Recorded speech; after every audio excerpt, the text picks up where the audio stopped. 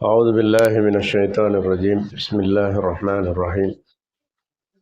الصلاة والسلام على رسوله الكريم سيدنا محمد وعلى آله وأصحابه أجمعين.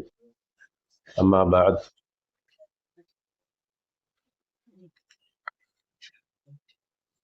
رب اشرح لي صدري يسر لي أمري واحلل عقدة من لساني يفقهوا قولي.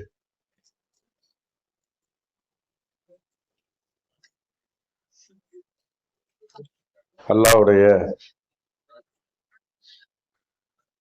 மாபெரும் கிருபை கொண்டு அவனுடைய பொருத்தத்தை கொண்டு அல்லாஹ் சுப்ஹானஹு வ தஆலா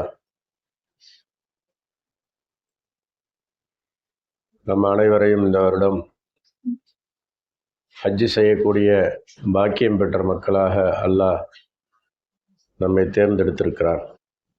அல்ஹம்துலில்லாஹ். பொதுவாக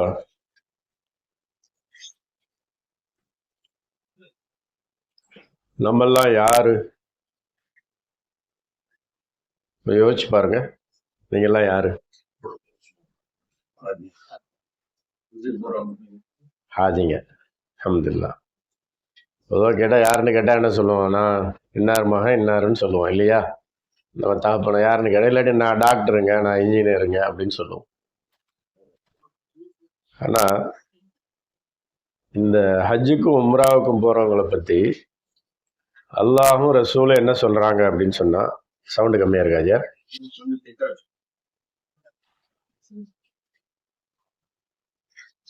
ஹஜ்ஜுக்கும் உம்ராவுக்கும் வர்றவங்க அல்லாஹ்வுடைய தூதர்ன்னு சொல்கிறான். நம்ம நார்மலா வெறும் நீங்க ஹஜ்ஜுக்கு உங்களை அல்லாஹ் தேர்ந்தெடுத்திருக்கிறான், அதை நம்ம விளங்கிக்கிட்டோம் இல்லையா? ஏன்னா எல்லா வருடமும் போறவங்களை விட இந்த வருடம் நம்முடைய குரூப்பு நம்ம அல்ஹம்துலில்லாஹ் 720 பேர் குரூப் கூட்டிட்டு போயிருக்கிறோம். அல்ஹம்துலில்லாஹ். ஒரு கிட்டத்தட்ட ஒரு 12 வருஷமா 450 பேர் தொடர்ச்சியான நம்மளுடைய கோட்டா 12 பஸ் அல்ஹம்துலில்லாஹ் கூட்டிட்டு போவோம். அதுல 16, 17, 18 உலமாக்கள் இருப்பாங்க. அல்லாஹ்வுடைய பெரிய கிருபை. ஆலிம்கள் மட்டுமே 18 பேர் இருப்பாங்க நம்ம குரூப்ல. மாஷா அல்லாஹ். சமையல்காரங்க பார்த்தோம்னு சொன்னா அது பெரிய டீம் இருக்கும். எல்லாரும் சொல்லுவாங்க, மக்காவில இருந்து மதீனாக்கு அப்படியே பெரிய லாரி லோடு, 2 லாரியில பாத்திரத்துல இருந்து அரிசி மூட்டையில இருந்து எல்லாத்தையும் மதீனா கொண்டு போவோம். மதீனா முடிச்சுட்டு திருப்பி மக்காவுக்கு எடுத்துட்டு வருவோம். என்ன ஆச்சார், பெரிய சர்க்கஸ் கம்பெனியே நடத்துறீங்களே? நான் நடத்தல, அல்லாஹ் நடத்துறாங்கன்னு சொல்லுவேன். அந்த மாதிரி ஒரு டீம். அப்ப இது ஒரு அல்லாஹ் ரசூல் நம்மளை பத்தி சொல்லும் போது என்ன சொல்றாங்கன்னா, வஃபுதுல்லா அப்படின்னு சொல்றான் அல்லாஹ். நம்ம வெறும் ஹாஜிகளா அல்லாஹ் நம்மளை நிர்ணயம் பண்ணல. ஹாஜிகள் மட்டும் கிடையாது, நம்ம ரசூல் ஸல்லல்லாஹு அலைஹி வஸல்லம் அல்லாஹ்வுடைய தூதர். நம்மளையும் அல்லாஹ் இப்போ ஒரு தூது குழு அப்படின்னு சொல்றான். வஃபுது அப்படின்னா கூட்டம், ஒரு கூட்டத்தார்கள், ஒரு ஃபிர்கா அரபியில சொல்லுவாங்க. அந்த என்ன சொல்றது, இப்போ ஒரு டீம் இருக்கும்ல மிலிட்டரியில எல்லாம், அந்த மாதிரி ஒரு ரெஜிமெண்ட். இந்த ரெஜிமெண்ட் யாருடைய ரெஜிமெண்ட்? அல்லாஹ் சுப்ஹானஹு வ தஆலா நேரடியாக தேர்ந்தெடுத்த ரப்புடைய தூதுவர்கள் தான் நம்ம எல்லாரும். இது நான் சொல்லல, அல்லாஹ்வே சொல்றான் குர்ஆன்ல. இது எப்படி தூதுவர் ஆகிறோம்? நம்ம அல்லாஹ் தான் நம்மளை தேர்ந்தெடுத்திருக்கிறான். இப்ராஹிம் அலைஹிஸ்ஸலாம் அல்லாஹ் இடத்துல, இப்ராஹிம் அலைஹிஸ்ஸலாத்துக்கு அல்லாஹ் சுப்ஹானஹு வ தஆலா மக்காவுல அங்க ஒரு திருத்தலம் இருக்குது, அதை நீ அறிந்து கொள்வாய், அங்கிருந்து மக்கள் எல்லாம் நீ தொழுவதற்காக நீ கூப்பிடு, அலைங்கன்னு சொல்லிட்டு இப்ராஹிம் அலைஹிஸ்ஸலாத்துக்கு அல்லாஹ் சுப்ஹானஹு வ தஆலா வலியுறுத்தி சொல்லப்படும் பொழுது, இப்ராஹிம் அலைஹிஸ்ஸலாம் எல்லா இடத்துலையும் கேள்வி கேட்பாங்க தானே. அஜத் இப்ப சொன்னாங்களே, அது மாதிரி மூசா அலைஹிஸ்ஸலாமா இருக்கட்டும், இப்ராஹிம் அலைஹிஸ்ஸலாமா இருக்கட்டும், விளக்கம் கேட்டு பெறுவாங்க. அந்த விளக்கத்துல அல்லாஹ் சொல்றான், நீ அழைக்க வேண்டியது உன்னுடைய வேலை, யாரை கொண்டு சேர்க்கணுமோ அது என்னுடைய வேலை, நான் சொல்ற வேலையை நீ செய்யின்னு சொல்லிட்டு இப்ராஹிம் அலைஹிஸ்ஸலாத்துக்கு அல்லாஹ் ஏவுதல் செய்யறான். அப்ப இப்ராஹிம் அலைஹிஸ்ஸலாம் என்ன செய்யறாங்க? எல்லாரையும் கூப்பிடுறாங்க. அதுதான் இன்னைக்கும் கேட்டுட்டு இருக்கிறோம். அல்லாஹு அக்பர், அல்லாஹு அக்பர். இபாதத்து இப்ராஹிம் அலைஹிஸ்ஸலாம் காலத்திலே இருந்தது. 5 வேளை தொழுகை, இந்த தர்தீப், இந்த தர்பியத்து, இந்த மாதிரியான ஒரு தர்தீப் வந்து ரசூலுல்லாஹி ஸல்லல்லாஹு அலைஹி வஸல்லம், முஹம்மது ரசூலுல்லாஹி ஸல்லல்லாஹு அலைஹி வஸல்லம் காலத்துல தான் இது வந்து இந்த 5 வேளை தொழுகையாக நிர்ணயம் பண்ணப்பட்டது. அது அவங்க அந்த வரலாறுல அவங்களுக்கு தெரியும். அப்ப இப்ராஹிம் அலைஹிஸ்ஸலாத்துக்கு அல்லாஹ் போட்ட ஆர்டர், அவன் ஏவுல ஏவுதல். அப்ப என்ன சொல்லப்படுது? தப்சீர்கள் எழுதுறாங்க, உலமாக்கள் பல பயான்கள்ல சொல்லுவாங்க. இன்னும் இன்னைக்கு ஒரு சின்ன பயான் தான் கேட்டிருக்கீங்க. அஜர்த்து உங்களுக்கு நிறைய விளக்கம் இன்ஷா அல்லாஹ் மக்கா மதீனால தருவாங்க. அதுல யாருடைய அவங்க கருவா இருக்கு சொல்லுவாங்கல்ல. இப்ப நம்ம சொல்றோம் எலக்ட்ரான் சொல்றோம். எலக்ட்ரான் வந்து எப்படி இருந்துச்சுன்னு ஒரு 100 வருஷத்துக்கு முன்னாடி தெரியாது. அது எலக்ட்ரானை கண்டுபிடிச்சது சமீப காலத்துல கண்டுபிடிச்சாங்க. நம்மளுடைய வாழ்க்கையில படிச்சிருக்கிறோம், பார்த்திருக்கிறோம். இப்ப பல மாற்றங்களை வந்து இப்ப துனியால பார்த்துட்டே இருக்கிறோம். இது அத்தனையும் படைச்ச ரப்பு அவனுக்கு தெரியாதா? அப்ப என்ன சொல்லப்படுதுன்னா, நம்ம தாயுடைய வயிற்றுல கருவாக உருவாவதற்கு முன்னாடியே அந்த சட்டத்தை அல்லாஹ் நம்மளுடைய செவியில அல்லாஹ் போட்டுட்டான். நம்மளெல்லாம் அல்லாஹ் தேர்ந்தெடுத்துட்டான். நீங்க எல்லாம் மக்கால வந்து தொழுவீங்க, இபாதத்து பண்ணுவீங்கன்னு சொல்லிட்டு. இதுதான் அல்லாஹ்வுடைய பெரிய திருப்பொருத்தம். அதை வச்சுதான் ரப்புல் ஆலமீன் நம்மளை தேர்ந்தெடுத்து கூப்பிட்டுருக்கிறான். அப்படி கூப்பிடக்கூடிய மக்களை அவனே தேர்ந்தெடுத்துட்டான். நம்மளுடைய படைப்பு தேர்ந்தெடுத்துட்டான். நம்ம மௌத்துக்கு முன்னால நம்மளை ஹாஜிக்கு மௌத்தாக்கு அப்படிங்கிறது ரப்புல் ஆலமீன் அவனுடைய ஆசை, அவனுடைய திட்டம். இது எந்த மாற்றம் இருந்தாலும் நம்மளா செய்யவும் முடியாது, அதை தடுக்கவும் முடியாது. ஒரு எக்ஸாம்பிள் சொல்லணும்னா, ஒரு டாக்டர் அம்மா அவங்க சென்னையில, அவங்க அல்ஹம்துலில்லாஹ் அந்த சமயம் 450 பேர் நம்ம கூட இருக்கிறாங்க ஹாஜிகள். ஆபீஸ்ல கொண்டு வந்து புக்கிங் கொடுத்துட்டு போயிட்டாங்க, வாங்கிட்டாங்க எல்லாரும். ஆனா அவங்க நாங்க நினைச்சிட்டு இருக்கிறோம் வரும்போதெல்லாம் அந்த அம்மா கூட வருவாங்க, அவங்க தாயாரை கூட்டு வர மாட்டாங்க, அவங்க மட்டும் வருவாங்க. அப்ப இவங்க ஸ்ட்ரென்த்தா இருக்கிறாங்க, ஏன்னா சிங்கிள் லேடிஸ் நம்ம கூட்டு போக மாட்டோம். அப்போலாம் வந்து மெஹரம் பிரச்சனை இருக்கும், யாராச்சும் ஒருத்தர் வந்து ஆண் துணை கண்டிப்பா இருக்கணும். இப்ப வந்து அந்த சட்டத்தை எடுத்துட்டாங்க. இந்த ஹாஜிமா எப்படி வந்தாங்கன்னு எனக்கு தெரியல. புக்கிங் கொடுத்துருக்காங்க, வந்துட்டாங்க. ஜோடு அன்னைக்கு நம்ம ஊசி போடுற அன்னைக்கு வரலையேன்னு கணக்குல பார்த்தா எல்லாரும் வெளியேறணும். அப்ப ஆட்டோவில் வந்து ஒரு வயசான அம்மா வச்சுட்டு ஒருத்தர் வந்து இறங்குறாங்க. யாருன்னு பார்த்தா அந்த டாக்டர் அம்மா வந்து இறங்குறாங்க. என்னங்கன்னு கேட்டா, எங்க அம்மா இவங்க தான் ஹஜ்ஜுக்கு போறாங்க, ஊசி போட லேட் ஆயிடுச்சு, நான் டியூட்டியில உட்காந்துட்டேன், கூப்பிட்டு வர முடியல, ஊசி போடணும்னு சொல்லிட்டு எல்லாரும் வெளியேறிட்டு இருக்கா. அவங்க அப்ப வர்றாங்க. நான் அப்ப பார்க்கும் பொழுதுதான் யாரு ஹஜ்ஜுக்கு வர்றதுன்னு எனக்கே ஒரு குழப்பமாயிடுச்சு. இந்த அம்மா வர்றாங்களா, அவங்க வர்றாங்களா, பெரியவங்க வர்றாங்களா புரியல. கடுமையான வேலை நெருக்கடி. எல்லாரும் ஆபீஸ்க்கு வந்துட்டோம், கேட்டோம், பேர் கொடுத்துருக்காங்க, பணம் கட்டி இருக்கிறாங்க. 450 பேர் 500 பேர் அரேஞ்ச் பண்ணும்போது நிறைய கடைசி நேரம் வரைக்கும் இப்ப மாதிரி அது எலக்ட்ரானிக் ஒர்க் அப்ப இல்லை. போர்ட்டல்லாம் எலக்ட்ரானிக் இல்லை, எல்லாம் மேனுவல் தான். ஹஜ்ஜுக்கு புறப்பட்டாச்சு, ஹாஜிமா கொண்டு வந்து விட்டுட்டாங்க. அந்த அம்மா மட்டும் தனியா வர்றாங்க, வயசான அம்மா மட்டும். யாரே நம்ம ரிலேட்டிவ் போட கடைசி நேரத்துல தெரிய வருது. அதுக்கப்புறம் ஆபீஸ்ல வந்து விசா ஸ்டாம்பிங் பண்றதுக்கு முன்னால கேட்கிறோம். அப்பவும் அந்த அம்மா அவங்க தாயார கூட்டிட்டு வரவே இல்லை, கூட்டு வந்து காட்டல. அவங்க எப்படி தாக்கத்து உள்ளவங்களா என்னன்னு ஒண்ணுமே நமக்கு தெரியாது. ஃப்ளைட் ஏறி வந்து நிற்கும் பொழுதுதான் தெரியுது. அப்பவும் எங்களுக்கு தெரியாது. அந்த அம்மாவுக்கு சுத்தமாவே காது கேட்காதுன்னு தெரியாது. கண்ணும் ஓரளவுக்கு தெரியுது, காது சுத்தமாவே கேட்காது. எப்படி ஒரு 80 வயசு இருக்கும் அவங்களுக்கு.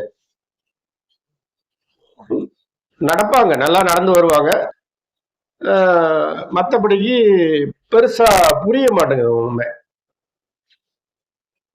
அதுக்கப்புறம் போற இடத்துல எல்லாம் இது எங்க தெரிய வந்ததுன்னா, காது கேட்காதுன்னு ஜித்தா ஏர்போர்ட்ல போய் இறங்கி எல்லாரும் பஸ் கூப்பிட்டா இந்தம்மா பேசாம உட்காந்துருக்காங்க. எதையுமே கூப்பிட சத்தத்துக்கு கூட அவங்க ஒரு அசாரத்து கூட அவங்கள்ட்ட இல்லை, அப்படியே உட்காந்துருக்காங்க. பக்கத்துல போய் பேசின பிறகு புரிய மாட்டேங்குது. இந்த காடெல்லாம் பின்னால தொகுதி எடுத்து போட்டு நம்ம ஹாஜி தானான்னு பார்த்து அப்ப வாங்கன்னு கூப்பிடும் பொழுதுதான் அந்த அம்மாவுக்கு காது கேட்கலைங்கிறது அப்பதான் எனக்கே தெரியுது. சுத்தமாவே காது கேட்காது, கத்துனாலும் காது கேட்காது. ரொம்ப அசாரத்தை இப்படி ஏதாவது கையை காட்டி வாங்கன்னு சொன்னா எழுந்திரிச்சு வருவாங்க. கடைசியில அந்த லேடிஸ் கூட, அந்த லேடிஸா அவங்கள தங்க வச்சிருக்கிறோம். 4 பேர் ரூம்ல தங்கி இருக்கிறாங்க லேடிஸ். அந்த 4 பேர் 3 பேருமே இவங்களை வச்சுக்கிறதுக்கு தயாரா இல்லை. நான் வயசானவங்க பாத்ரூமுக்கு போனா அங்கேயே இருந்த இடத்துல போக மாட்டாங்க. அந்த டாய்லெட் போனா அவங்க தனியா சரியா தண்ணி ஊத்த மாட்டாங்க, சுத்தம் பண்ண மாட்டாங்க. வெளியே வந்து இருந்துக்குவாங்க, ஏதாலும் பேசிட்டே இருப்பாங்க. நைட் ஆனா எந்திரிச்சு லைட்டை போட்டுட்டு உட்காந்துருக்காங்க. இந்த மாதிரிலாம் எங்களுக்கு பெரிய சிரமமா இருக்கு ஹாஜியார், இந்த மாதிரி ஒருத்தரை கூட்டிட்டு வந்து இந்த மாதிரி பண்ணிட்டீங்களேன்னு அந்த மற்ற ஹாஜிங்கெல்லாம் என்ன உரப்பாடுறாங்க, திட்டுறாங்க. சில வரி இல்லை, நான் கூட்டிட்டு வரல, அல்லாஹ் வந்து கழுத்துல மாட்டி விட்டான். ரப்பு நீ சமான்னு சொல்லிட்டு நான் வச்சுக்கிறேன். என்ன பண்ணுவேன், இந்த லேடிஸ் ரூம்ல தான் அப்ப அந்த மாதிரி எல்லாம் ஷூட் ஸ்டைலு. அந்த நடுவில் உள்ள ஒரு இடத்துல நானும் மேட்ரஸ் கொண்டு வந்து போட்டு அந்த அம்மாவையும் என் கூட வச்சுட்டு நைட்டெல்லாம் நான் போய் தண்ணி பிடிச்சி வச்சுட்டு வந்துடுவேன். உள்ள போய் தண்ணி பிடிச்சி ஜக்கு போட்டு வச்சுட்டு டாய்லெட்ல அவங்கள அழைச்சிட்டு போய் விட்டுட்டு நான் வாசலை தூரம் மூடிட்டு வாசல்கிட்டே நின்றுக்குவேன். அவங்க டாய்லெட் போயிட்டு வந்த பிறகு கூப்பிட்டு வந்து படுக்க வச்சிருவேன். எனக்கு வந்து பேர் வச்சாங்க, ஏ பேட்டா ரஹமத்துல்லா, ஏ பேட்டா ரஹமத்துல்லா ஆவ் அப்படிம்பாங்க. இன்னைக்கு வரைக்கும் அந்த அம்மா இப்ப இல்லை, எல்லாரும் போய் சேர்ந்துட்டாங்க. டாக்டர் ஃபாத்திமா அவங்க நினைச்சு பார்ப்பாங்க. ஹஜ்ஜை செய்ய வச்சு அல்ஹம்துலில்லாஹ் கூட்டிட்டு வந்து மெட்ராஸ் கொண்டு வந்து சேர்த்தோம். சேர்க்க வச்சான் அல்லாஹ். எதுக்கு சொல்றேன்னா, நம்ம ஆளை பார்த்து தேர்ந்தெடுத்து வியாதி இருக்குதா, காது கேட்குமா, கண்ணு தெரியுமா, வயசு பார்த்துலாம் கூட்டிட்டு போகணும்னு சொல்லிட்டு நம்ம பிளான் பண்ணலாம், பிளான் பண்றோம்.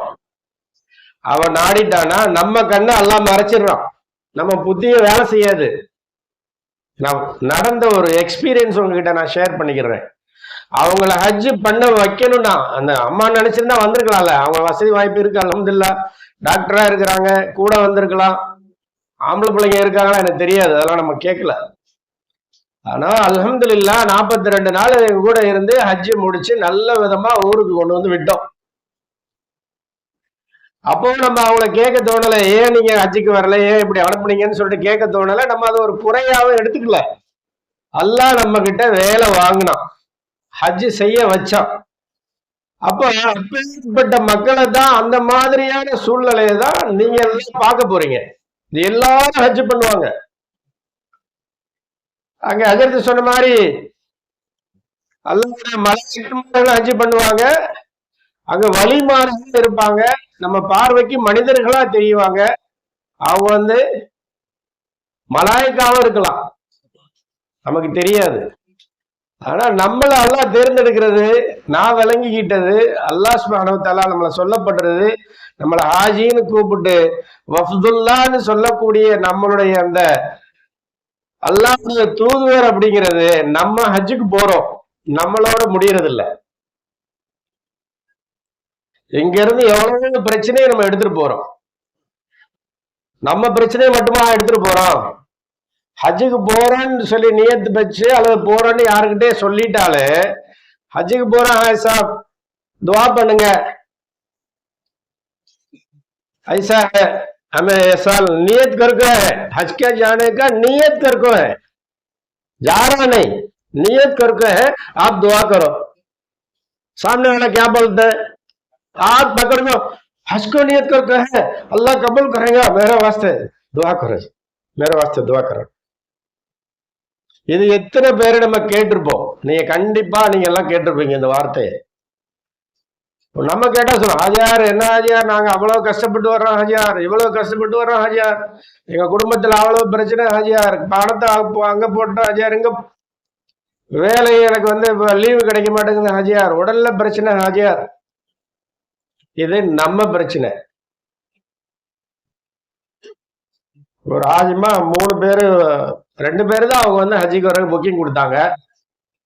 கொஞ்சம் முன்னால ஹாஜியார் போன் போட்டாரு, 2 பேர் கொடுத்தாங்க, 3வது அவங்க தங்கச்சி கொண்டு வந்து புக்கிங் கொடுத்துருக்காங்க. எனக்கே தெரியாது, அன்னைக்கு குழுக்கள்லாம் வரல. ஒரு வாரத்துக்கு முன்னாடியே ஒரு போன் போட்டாரு, வீட்டுல சண்டை. என்ன சண்டை? இவன் நாத்தனாரு மாமியார் சண்டை மாதிரி. இவரு மனைவி, இவரு பிரதரு சிஸ்டரு.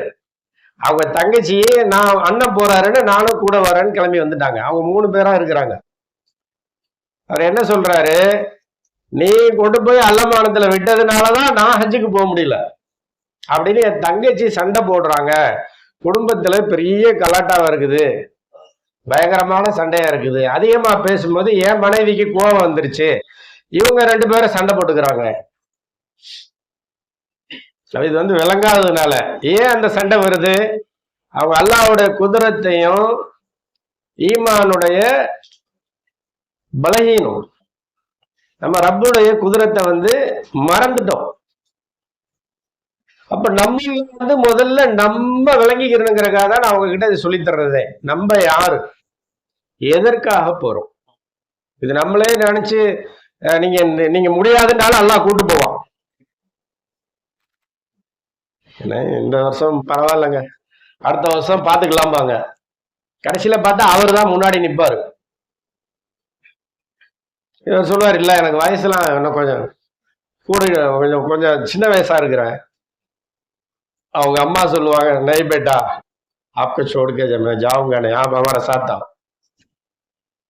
இல்லாட்டி அப்பா இருப்பாரு, அவரு கூப்பிடுவாரு, எனக்கு உதவிக்கு ஆள் இல்லைன்னு. ஆனா மகனுக்கு நீயத்தே இருக்காது, அல்லாஹ் வந்து ஹஜ்ஜி செய்ய வைப்பான்.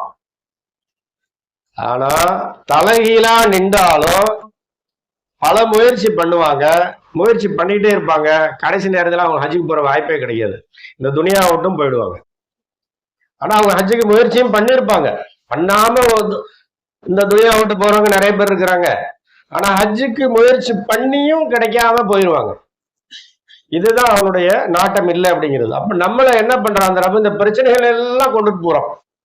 ஆபத்துல பார்த்த உடனே துவா கேட்டுட்டு நமக்கு மட்டுமா கேட்கிறோம்? எத்தனை பேர் அவங்க பிரச்சனையை நம்ம சொல்லி அனுப்புனாங்க, அந்த பிரச்சனைக்கு எல்லாம் நம்ம கேட்போம்.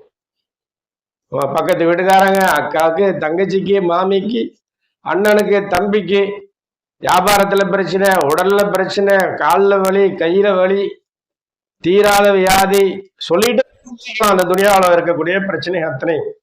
இதை அங்க கொண்டு போய் நம்ம ஒரு தூதுவரா நம்ம என்ன செய்யறோம்? எங்க இருந்து ஒரு தூதுவர், என்ன சொல்றது, மெசஞ்சரா, மெசஞ்சரா ரசூல் ஸல்லல்லாஹு அலைஹி வஸல்லம் சொல்லி பழகிட்டோம், அதனால இந்த வாய் வரமாட்டேங்குது. ஓகே, அல்லாஹ்வோட ஒரு மெசஞ்சரா இங்க இருந்து நம்ம என்ன செய்யறோம்? அந்த அவங்களுடைய எல்லாருடைய பிரச்சனையை கொண்டு போய் அல்லாஹ்வுடைய இடத்துல வைக்கிறோம். திரும்பி வரும் பொழுது அதே போல அங்க என்ன கிடைக்கும்? அரஃபாவுல, மக்கா மதீனாவுல, முஸ்தலிஃபால நமக்கு என்ன கிடைக்கும்? என்ன ஆஜியார் கிடைக்கும்? நல்ல அத்தர்பால் கிடைக்கும், அழகான முசல்லா கிடைக்கும். லேடிஸ் கேட்டா மதீனால சூப்பர் டிசைன்ல நகை வச்சிருப்பாங்க, இதெல்லாம் கிடைக்கும். இது எல்லாத்தையும் மீறி நம்ம கண்ணுக்கே தெரியாத ஒண்ணு கிடைக்கும், அல்லாஹ்வுடைய ரஹ்மத். அல்லாஹ்வுடைய ரஹ்மத்து, அந்த பரக்கத்து அப்படிங்கிறது வந்து நம்ம கண்ணுக்கு தெரியாது, ஆனால் நடக்கும். நடக்கும் பொழுது உணர்வோம், அதுதான் அவனுடைய பரக்கத்து, ரஹ்மத்துன்னு சொல்லிட்டு. அப்ப நம்ம என்ன பண்ணுவோம்? அங்க இருந்து அதை பார்சல் போட்டு அப்படியே கொண்டு வந்து இங்க இருக்கிறவங்களுக்கு எல்லாம் பகிருவோம். யார் பிரச்சனைகளா சொல்லி அனுப்புனாங்களோ அந்த பிரச்சனையை அங்க கொண்டு போய் கொட்டி அவங்களுக்கு பதில் கொண்டு வந்து இங்க சேர்ப்போம். அதுதான் இதனுடைய தாத்பரியம். நான் நீங்க எல்லாம் யாருன்னு கேக்குறது, நீங்க சாதாரண அப்துல் ரஹ்மான், அப்துல் காதர் கிடையாது. நீங்க எல்லாரும் அல்லாஹ்வுடைய தூதர். அப்பேற்பட்டுதான் நம்மள அல்லாஹ் தேர்ந்தெடுத்திருக்கிறான். அப்ப நமக்கு எவ்வளவு இதுல பொறுப்பு இருக்கணும், நமக்கு இதுல அக்கறை இருக்கணும் இல்லையா? செய்யக்கூடிய அமல், நம்ம நடந்து கொள்ளக்கூடிய விதம், நம்ம உடுத்துற உடை, நம்ம பேசக்கூடிய வார்த்தை, ஒவ்வொரு விஷயத்திலையும். அங்க ஒதுவே நம்ம போயிட்டாலும் ஊர்ல ஒதுல வந்து கொஞ்சம் பார்த்துக்கலாம், இங்க ஒது போயிட்டா இன்னொரு இடத்துல ஒது செஞ்சுக்கலான்னு கூட இருப்போம். ஒது இருக்கிறதுக்கு முயற்சி செய்தல், எந்த நேரம் ஒது போயிட்டா அடுத்த வாட்டி ஒது செஞ்சுக்கணும். ஒதுவே செஞ்சுட்டு ஒதுவே இருக்கிறதுக்கு முயற்சி பண்றது. அதே போல போடக்கூடிய ட்ரெஸ் இருக்கு பாருங்க, நிறைய பேர் என்ன செய்யறாங்க, இந்த நம்ம இங்க வாக்கிங் போடுறோம்ல, நார்மலா வாக்கிங் போகும்போது ஒரு ஷார்ட்ஸா என்ன சொல்றது, அதுக்கு ஒரு டிஷர்ட் போடுவாங்க. ஒரு இது வந்து இங்க வாக்கிங் போறதுக்கு வசதியா இருக்குதுன்னு போடுறாங்க. அங்கேயும் கேட்டா எங்களுக்கு தவாஃபு போறதுக்கு சைல வந்து நார்மல் ட்ரெஸ்ல போக மாட்டோம், எஹராம்ல போவோம்.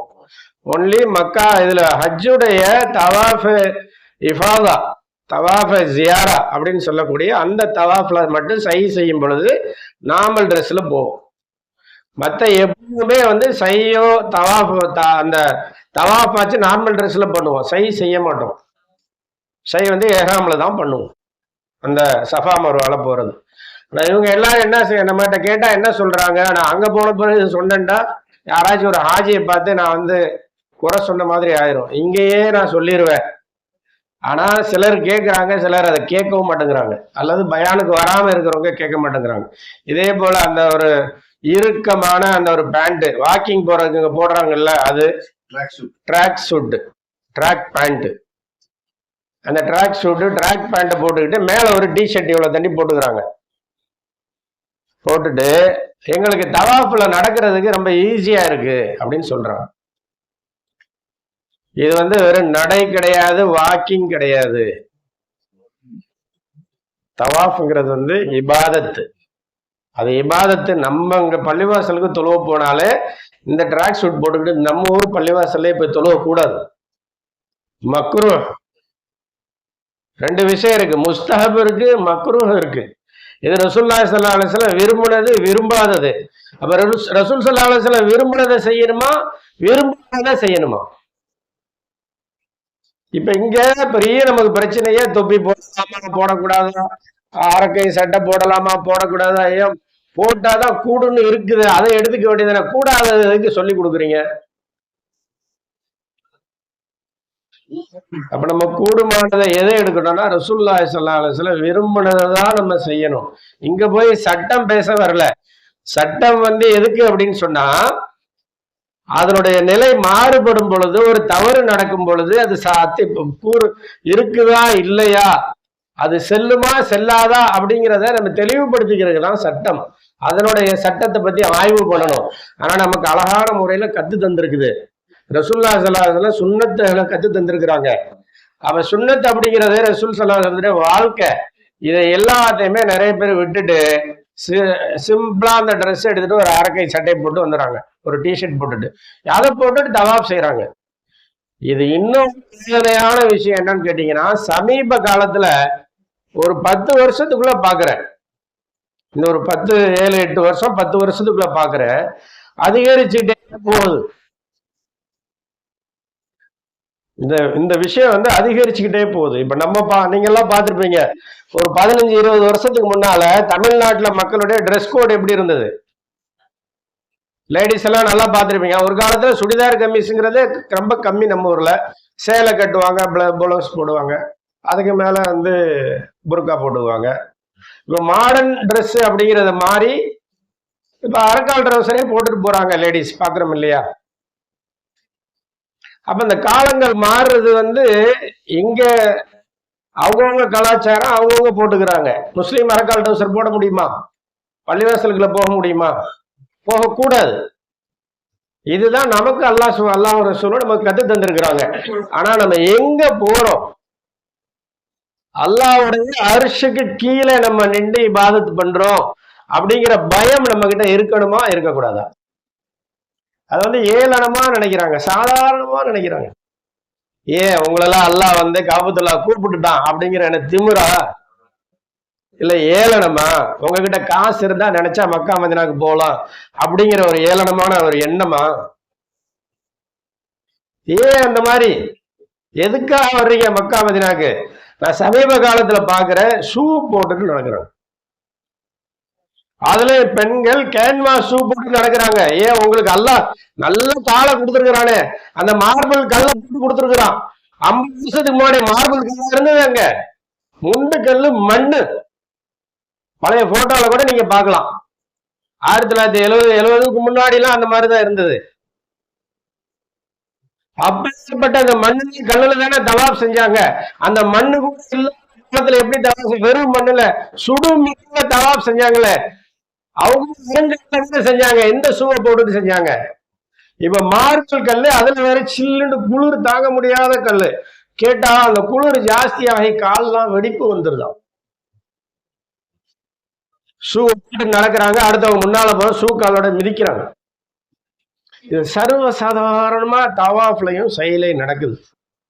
இது பெரிய மனவேதனைக்குரிய விஷயம். நீங்க எல்லாம் பாப்பீங்க. அல்லாஹ் அந்த மாதிரி அதில் பார்க்கட்டும் அந்த மக்களுக்கு எல்லாம் அந்த ஈமானையும் அல்லாஹ்வுடைய பயத்தையும் அல்லாஹ் கொடுக்கட்டும். துவா செய்யுங்க. இது ஏன் சொல்றேன்னு சொன்னா, எங்களுடைய எக்ஸ்பீரியன்ஸ் அல்லாஹ் சுப்ஹானஹு வ தஆலா எனக்கு 1983 இருந்து நான் மக்காவில் அந்த கஅபத்துல்லா ஹரம் ஷரீஃப் வாசல்ல எதிரில் நான் அங்க இருந்து என்னை வேலை செய்யக்கூடிய பாக்கியத்தை எல்லாம் எனக்கு கொடுத்தான். அப்ப 96 இந்த கம்பெனி ஆரம்பிச்சு கிட்டத்தட்ட 29வது ஹஜ். இது அல்ஹம்துலில்லாஹ் நாங்க நிறுவனம் ஆரம்பிச்சு 29வது ஹஜ். அல்லாஹ் எனக்கு அதுக்கு கூடுதலான 30-35 ஹஜ்ஜுக்கு மேல ஹஜ்ஜு செய்யக்கூடிய பாக்கியத்தை அல்லாஹ் எனக்கு கொடுத்தான். அன்னைக்கு மக்காவும் மதீனாவையும் அந்த ஹரம் ஷெரீஃபை எப்படி பார்த்தோமோ இன்னைக்கு எப்படி பார்க்கிறோங்கிற வித்தியாசம் நமக்கு தெரியுது. அதனுடைய மனசுக்கு அந்த கவலையை தான் நான் உங்ககிட்ட ஷேர் பண்ணிக்கிறேன். எல்லா காலத்திலையும் போறவங்க மூமின்னு முஸ்லீம் தான் போறாங்க. எல்லாரும் மூமின்னு முஸ்லீமும் அதே குர்ஆன் அதே ஹதீஸ் தான். நம்மள்ட்ட எந்த மாற்றமும் கிடையாது. ஆனால் நம்முடைய எண்ணங்கள்ல எல்லாம் மாற்றத்தை கொடுத்துருக்குறான். அனாவசியமா வாட்ஸ்அப்ல அதை பாக்குறது, கூகுள்ல போய் இதை தேடுறது, அதை தேடுறது, கண்ட விஷயங்களை கத்துக்கிட்டு இதனுடைய ரிஃப்ளெக்ஷன் எங்க போய் இருக்கு? ஹரம் ஷெரீஃப்ல மக்காலையும் மதீனாலையும் இதனுடைய அந்த தாக்கம் அங்க நம்மள மனசு வேதனைப்பட வைக்குது. அதனால நீங்க எல்லாம் நம்மளுடைய குரூப், நீங்க நல்லா அமல் செய்யணும், அல்லாஹ்வோட பயத்தோட வரணும். நீங்க உங்களுடைய அமல் முழுமை பெறணும். அந்த சுக்குனோட நீங்க போயிட்டு உங்களுடைய அந்த நோக்கம், சொல்லுவாங்கல்ல குதிரைக்கு கடிவாளம் போட்ட மாதிரி, அது குதிரை இப்படி நேரத்துக்கு தான் பார்க்கும், எங்க பார்க்காது. அது கடிவாளம் போட்டு விட்டா, எனக்கு உருதுல சொல்ல தெரியல, ஒரு சிலர் தமிழ் சரியா தெரியும், எல்லாருக்கும் தெரியும்லமா தமிழ்ல உங்களுக்கு ஆளுமே நமக்கு. அப்ப நமக்கு இப்ப கடிவாளம் போட்டாச்சு. நமக்கு என்ன தெரியும்னா இந்த அமல் நமக்கு கிடைக்கக்கூடிய நேரம், அதுல காபத்துல்லா இன்ஷா அல்லாஹ் ரசூல் ஸல்லல்லாஹு அலைஹி வஸல்லம் பார்க்க போகும்பொழுது ஹரம்ல நம்ம என்ன அனுபவிக்க முடியும், எவ்வளவு நேரம் துவா செய்ய முடியும், எவ்வளவு நேரம் குர்ஆன் ஓத முடியும், எவ்வளவு நேரம் நஃபீலான தொழுகைகள் தொழுக முடியும், எத்தனை தவாஃப் நம்ம செய்ய முடியும். உடம்பு ஒழிச்சா பரவாயில்ல, ஊர்ல தைலம் தேய்ச்சிக்கலாம், டாக்டர்கிட்ட கூட கொண்டு போய் காட்டிக்கலாம். அங்க கிடைக்கிற ஒர்த்தை நம்ம சரியான முறையில பயன்படுத்தணும். ஆனா பயன்படுத்திட்டு சும்மா டொக்கு நானும் போனேன்ற கதையில போய் தவாப் செஞ்சுட்டு வரக்கூடாது. நான் சொன்ன மாதிரி அரைக்கால் தவசரோட போகக்கூடாது. அதுக்குண்டு அழகு ஒரு ஒழுக்க முறைன்னு ஒண்ணு இருக்கு. இப்ப தொப்பி போடுறது கூட மக்கள் வெக்கப்படுறாங்க. இது சுன்னத்து, ரசூல் ஸல்லல்லாஹு அலைஹி வஸல்லம் சுன்னத்து. தாடி வைக்கிறோம் சுன்னத்து. அதை பத்தி பேசினா நிறைய பேசிட்டு போலாம். சட்ட விஷயங்கள் சுன்னத்துல எந்த வகையான சுன்னத்து?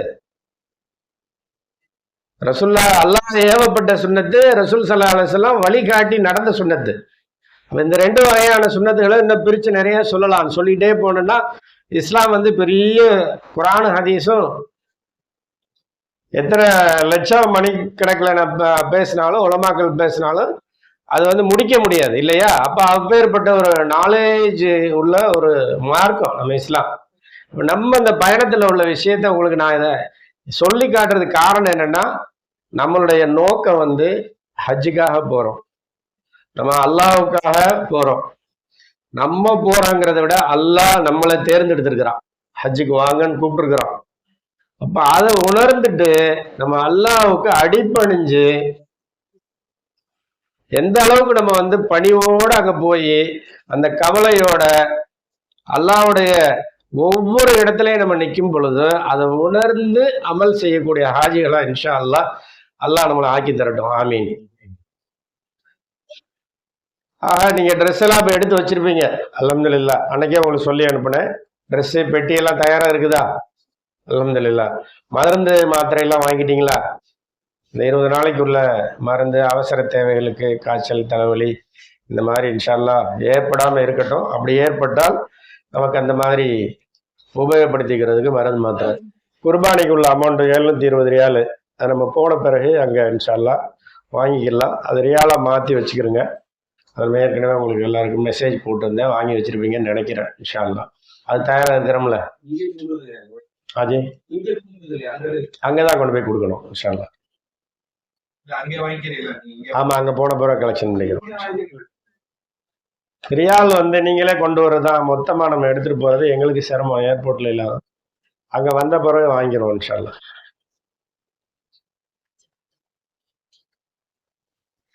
இன்ஷால்லா உங்களுக்கு டிக்கெட்டு, பாஸ்போர்ட்டு, டிக்கெட்டு தருவாங்க, விசா தருவாங்க, உங்களோட ஐடி கார்டு தருவாங்க. ஏதோ செட் இருக்குதாமா?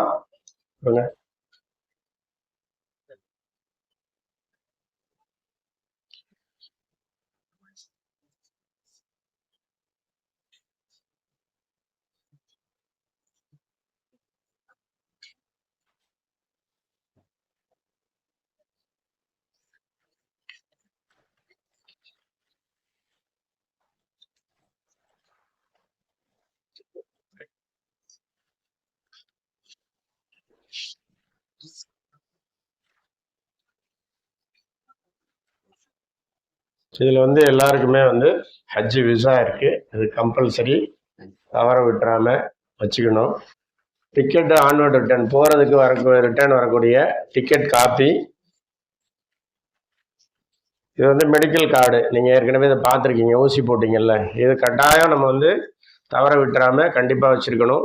இந்த ஏர்போர்ட்லேயோ அல்லது ஜித்தாவிலையோ இது நம்ம ஊசி போட்டிருக்கோமா அப்படின்னு கண்டிப்பாக செக் பண்ணுவாங்க. இது இந்த மெடிக்கல் கார்டு. பாஸ்போர்ட்டு உங்களது ஏற்கனவே நீங்கள் பார்த்துருப்பீங்க. பாஸ்போர்ட்டில் இப்போ எதுவுமே விசா ஸ்டாம்பிங் ஒன்றும் பண்ணுறதில்ல, அங்கே போன பிறகு தான் இது பண்ணுவாங்க. ஸோ 72 மணி நேரத்துக்கு முன்னாடி ப்ரீ அரைவல் டேட்டான்னு சொல்லிட்டு இதுக்கு முந்தின வருஷங்கள் எல்லாம் கொடுத்துருந்தாங்க. அதில் ஒரு ஸ்டிக்கர் எடுத்து இந்த பாஸ்போர்ட்லேயும் ஒரு பேஜ்லேயும் ஒட்டி கொடுக்குற மாதிரி ஒரு ப்ரொசீஜர் இதுக்கு முன்னாடி உள்ள வருஷங்கள் இருந்தது. இந்த வருஷம் அதையும் எடுத்துட்டாங்க. அது வெப்சைட்லேயே போட்டு அதை லோட் பண்ணிட்டா, அதாவது நம்ம போய் இறங்கின உடனே நம்ம பஸ்ஸு ரெடியாக இருக்கும். அவங்க எந்த ஃப்ளைட்டில் எத்தனை பேர் வர்றாங்க அப்படிங்கிற அவங்களுக்கு டீட்டெயில் இருக்கும். இப்போ நமக்கு குவைத் ஏர்வேஸில் போகிறோம் இன்ஷால்லா, இந்த குவைத் ஏர்வேஸில் எத்தனை பேசஞ்சர் வர்றாங்க அப்படின்னு அது வெளியே போன உடனே கரெக்டாக அவங்க பஸ் அரேஞ்ச் பண்ணி வச்சுருப்பாங்க. அங்கே நமக்குன்னு சொல்லிட்டு அந்த மினிஸ்ட்ரி ஆஃப் ஹஜ்ஜிலேருந்து அந்த சர்வீஸ் ப்ரொவைடர் இருப்பாங்க. அவங்கள நம்ம அழைச்சிட்டு போயிட்டு நம்ம லக்கேஜையும் நம்மளையும் கூப்பிட்டு போயிட்டு அந்த பஸ்ஸில் உட்கார வச்சுருவாங்க ஜித்தா போன பிறகு. ஸோ அந்த மாதிரி இது எல்லாத்தையுமே ஆன்லைன் கொண்டு வந்துட்டாங்க. அதுக்குன்னு சொல்லிட்டு ஒரு கூகுள் ஷீட்டு இந்த மாதிரி கொடுத்து அதை ஃபில் பண்ணி அந்த மினிஸ்ட்ரிக்கு அனுப்ப சொல்லிட்டாங்க. அந்த வேலையெல்லாம் நம்ம முடிச்சு வச்சுருக்கோம். இது ஜம்சம் ஸ்டிக்கர், ஜம்சம் ஸ்டிக்கர் தானே இது 3 வச்சுருக்கீங்களே? அப்படியா? அதானே, ஒரு கேன் தானே கொடுப்போம். இது நம்ம இன்ஷால்லா ஊருக்கு வரும்பொழுது ஜம்சம் பேக்கிங் பண்ண டப்பா கொடுப்போம். அது அடையாளத்துக்காக அந்த ஜம்சம் பெட்டியில் ஒட்டிட்டு ஊருக்கு கொண்டு வரும்போது இது யூஸ் ஆகும். இது கடைசி வரைக்கும் நம்ம ட்ராவல் ரிட்டர்ன் வரும்போது தான் யூஸ் ஆகும். அதனால் அவசியம் நீங்கள் பேக்கில் பத்திரமா வச்சு கொண்டு வாங்க இன்ஷால்லா. இது ஐடி கார்டு, நம்மளுடைய ஐடி கார்டு. அங்கே போன பிறகு முக்கியமாக நுசுக்குன்னு சொல்லிட்டு ஒரு service provider totally throughout the world அந்த ஒரு போர்ட்டலுக்குள்ள கொண்டு வந்துட்டாங்க. இப்போ போன வருஷத்துல இருந்து, போன வருஷம் அதனுடைய வேலை கொஞ்சமாக கம்மியாக தான் இருந்தது. இப்போ முழுமையாகவே அந்த நுசுக் போர்ட்டலுக்கு அண்டரில் கொண்டு வந்துட்டாங்க. ஸோ அங்கே போன பிறகு நமக்கு நுசுக் கார்டுன்னு ஒரு கார்டு தருவாங்க. இதை விட கொஞ்சம் பெருசாக இருக்கும், பார்கோடோட கொடுப்பாங்க. இப்போலாம் ஹரம் ஷெரீஃபுக்குள்ள போகும் பொழுதே ஒவ்வொரு கேட்லையுமே கியூவில் நிற்க வச்சு அந்த நுசுக் கார்டை ஸ்கேன் பண்ணி தான் உள்ள அனுப்புகிறாங்க. நம்ம கழுத்துல போட்டுட்டு இருக்கிறத விட அந்த கார்டை என்ன செய்யணும், நம்ம வச்சிருக்கிற அந்த சின்ன பேக் இருக்கு பாருங்க, அதுல சேஃப்டியா வச்சுக்கிறது நல்லது. தேவைப்படும் போது எடுத்துக்க. நான் கழுத்துல போகும்போது கூட்ட நெரிசல்ல யாராச்சும் போகும்போது தட்டிரும், பிச்சுட்டு அங்கேயே விழுந்துரும். அது திருப்பி 2வது கார்டு வாங்குறது கஷ்டம். அதே போல உசு கார்டு கிடைச்ச பிறகு ஒரு போட்டோ எடுத்து வச்சுக்கிறேங்க இன்ஷால்லா. போட்டோ இப்போ நம்ம கொடுக்குற அந்த டிக்கெட்டு, விசா எல்லாத்தையுமே ஒரு ஸ்கேன்டு காப்பியா மொபைலில் எடுத்து வச்சுக்கிறோங்க. அந்த வசதி இருக்குது. இப்போ ஜெராக்ஸ் எடுக்க தேவையில்லை, எடுத்து வச்சுக்கிறோங்க. அதே போல் அங்கே போன பிறகு நமக்கு நுசுக் கார்டு கொடுத்த அப்புறம் அந்த கார்டையும் நம்ம என்ன செய்யலாம், ஒரு ஸ்கேன் காப்பி எடுத்து வச்சுட்டு அந்த கார்டை சும்மாவே நம்ம எப்போவுமே கழுத்தில் தொங்க விடாமல் நம்ம அந்த ஷோல்டர் பேக்கு சின்ன பேக்கு கொடுத்துருக்கோம்ல, பாஸ்போர்ட்டு பணம்லாம் வைக்கிற மாதிரி, அது எப்போவுமே நம்மக்கிட்ட தான் இருக்கும். அதில் வச்சுக்க வேண்டியது. எப்படி மொபைல் வச்சுருக்கிறோமோ அது மாதிரி அந்த கார்டையும் அதிலே நம்ம கூடவே பத்திரமா வச்சுக்கணும். அது அங்கே போன பிறகு நமக்கு இன்ஷா அல்லாஹ் அங்கே கொடுப்பாங்க. இப்போ நாளைக்கு இன்னைக்கு நைட்டுக்கு தான் நம்ம பயணம், டேட்டு தான் நாளைக்கு, டிராவல் இன்னைக்கு தான் இல்லையா? ஸோ 3:10 இன்ஷா அல்லாஹ் நம்முடைய பயணம். Early morning 3:10. எங்கம்மா எடுத்துட்டு போயிட்டீங்க? இல்லை 3:10 தானே? ஸோ நம்ம இன்ஷா அல்லாஹ் 12 மணி, அதிகபட்சம் லேட்டுனாலும் 12:15 நம்ம வந்து ஏர்போர்ட் உள்ளே போயிடுவோம் இன்ஷா அல்லாஹ். நாங்கள் ஒரு 11:45 நானும் அஜரத்து வந்துடுறோம் இன்ஷா அல்லாஹ். அஜரத்தும் நம்ம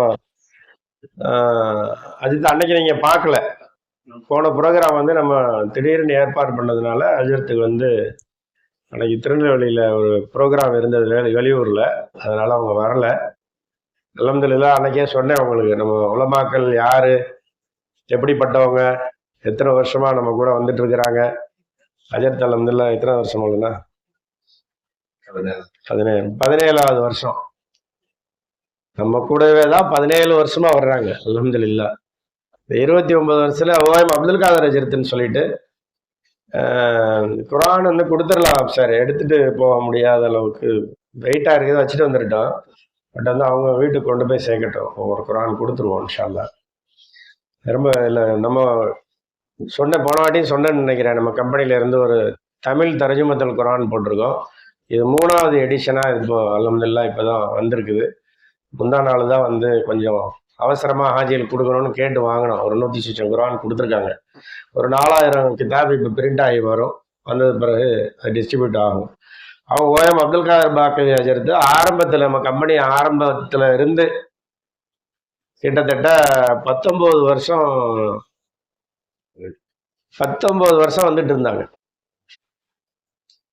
அஜரத்து தான் அப்போ வந்து ஓஎம் அப்துல் காதர் பாக்கவி, அவங்க தான் அந்த குரானு கலீல் ரமாஜத்து இருந்தாங்களேங்க, கலீல் ரமாஜத்து 2 பேரும் சேர்ந்து தான் அந்த குரானை வந்து எழுதியிருக்கிறாங்க. தமிழில் வந்து மொழிபெயர்ப்பு செய்து தமிழுக்கு அல்ஹம்துலில்லாஹ் ப்ரொஃபஸர்ஸு போக்குவரத்து இந்த வேலையை செலவு பண்ணி இந்த வேலைகளை வாங்கக்கூடிய பாக்கியத்தை அல்லாஹ் எங்களுக்கு கொடுத்துருக்குறான் அல்ஹம்துலில்லாஹ். ஏன்னா இது அல்லாஹ் ஹஜ்ஜை மட்டும்தான் எங்களுக்கு கொடுத்தாண்டு இல்லாமல் குரானை செய்யக்கூடிய ஒரு பெரிய பாக்கியத்தை இந்த உலமாக்களுக்கும் கொடுத்தான், இந்த நிறுவனத்துக்கு அல்லாஹ் கொடுத்துருக்குறான் அல்ஹம்துலில்லாஹ். துஆ செய்யுங்க. அப்படி அவங்க என்ன சொல்ற லீடரா அவங்க இருப்பாங்க, அவங்க தான் உஸ்தாது. கீழே 12 பேரோ 14 பேரோ உலமாக்கள் வந்து ஹாஜியா உட்கார்ந்து கேட்பாங்க. எல்லாரும் ஒருத்தருடைய கைட்லைன். நம்ம கம்பெனியை பொறுத்தவரை கைட் பண்றது லீடர்னா ஒருத்தர் தான் இருப்பாங்க. அங்க ஹஜ்ஜில் வந்து 10 லீடர் இருந்தா அங்க ஹாஜியோட அமல் குழப்பமா போயிடும். ஏன்னா இவர் ஒரு சட்டத்தை சொல்லி அவர் ஒரு சட்டத்தை சொன்னாருன்னா சிக்கலா போயிடும்.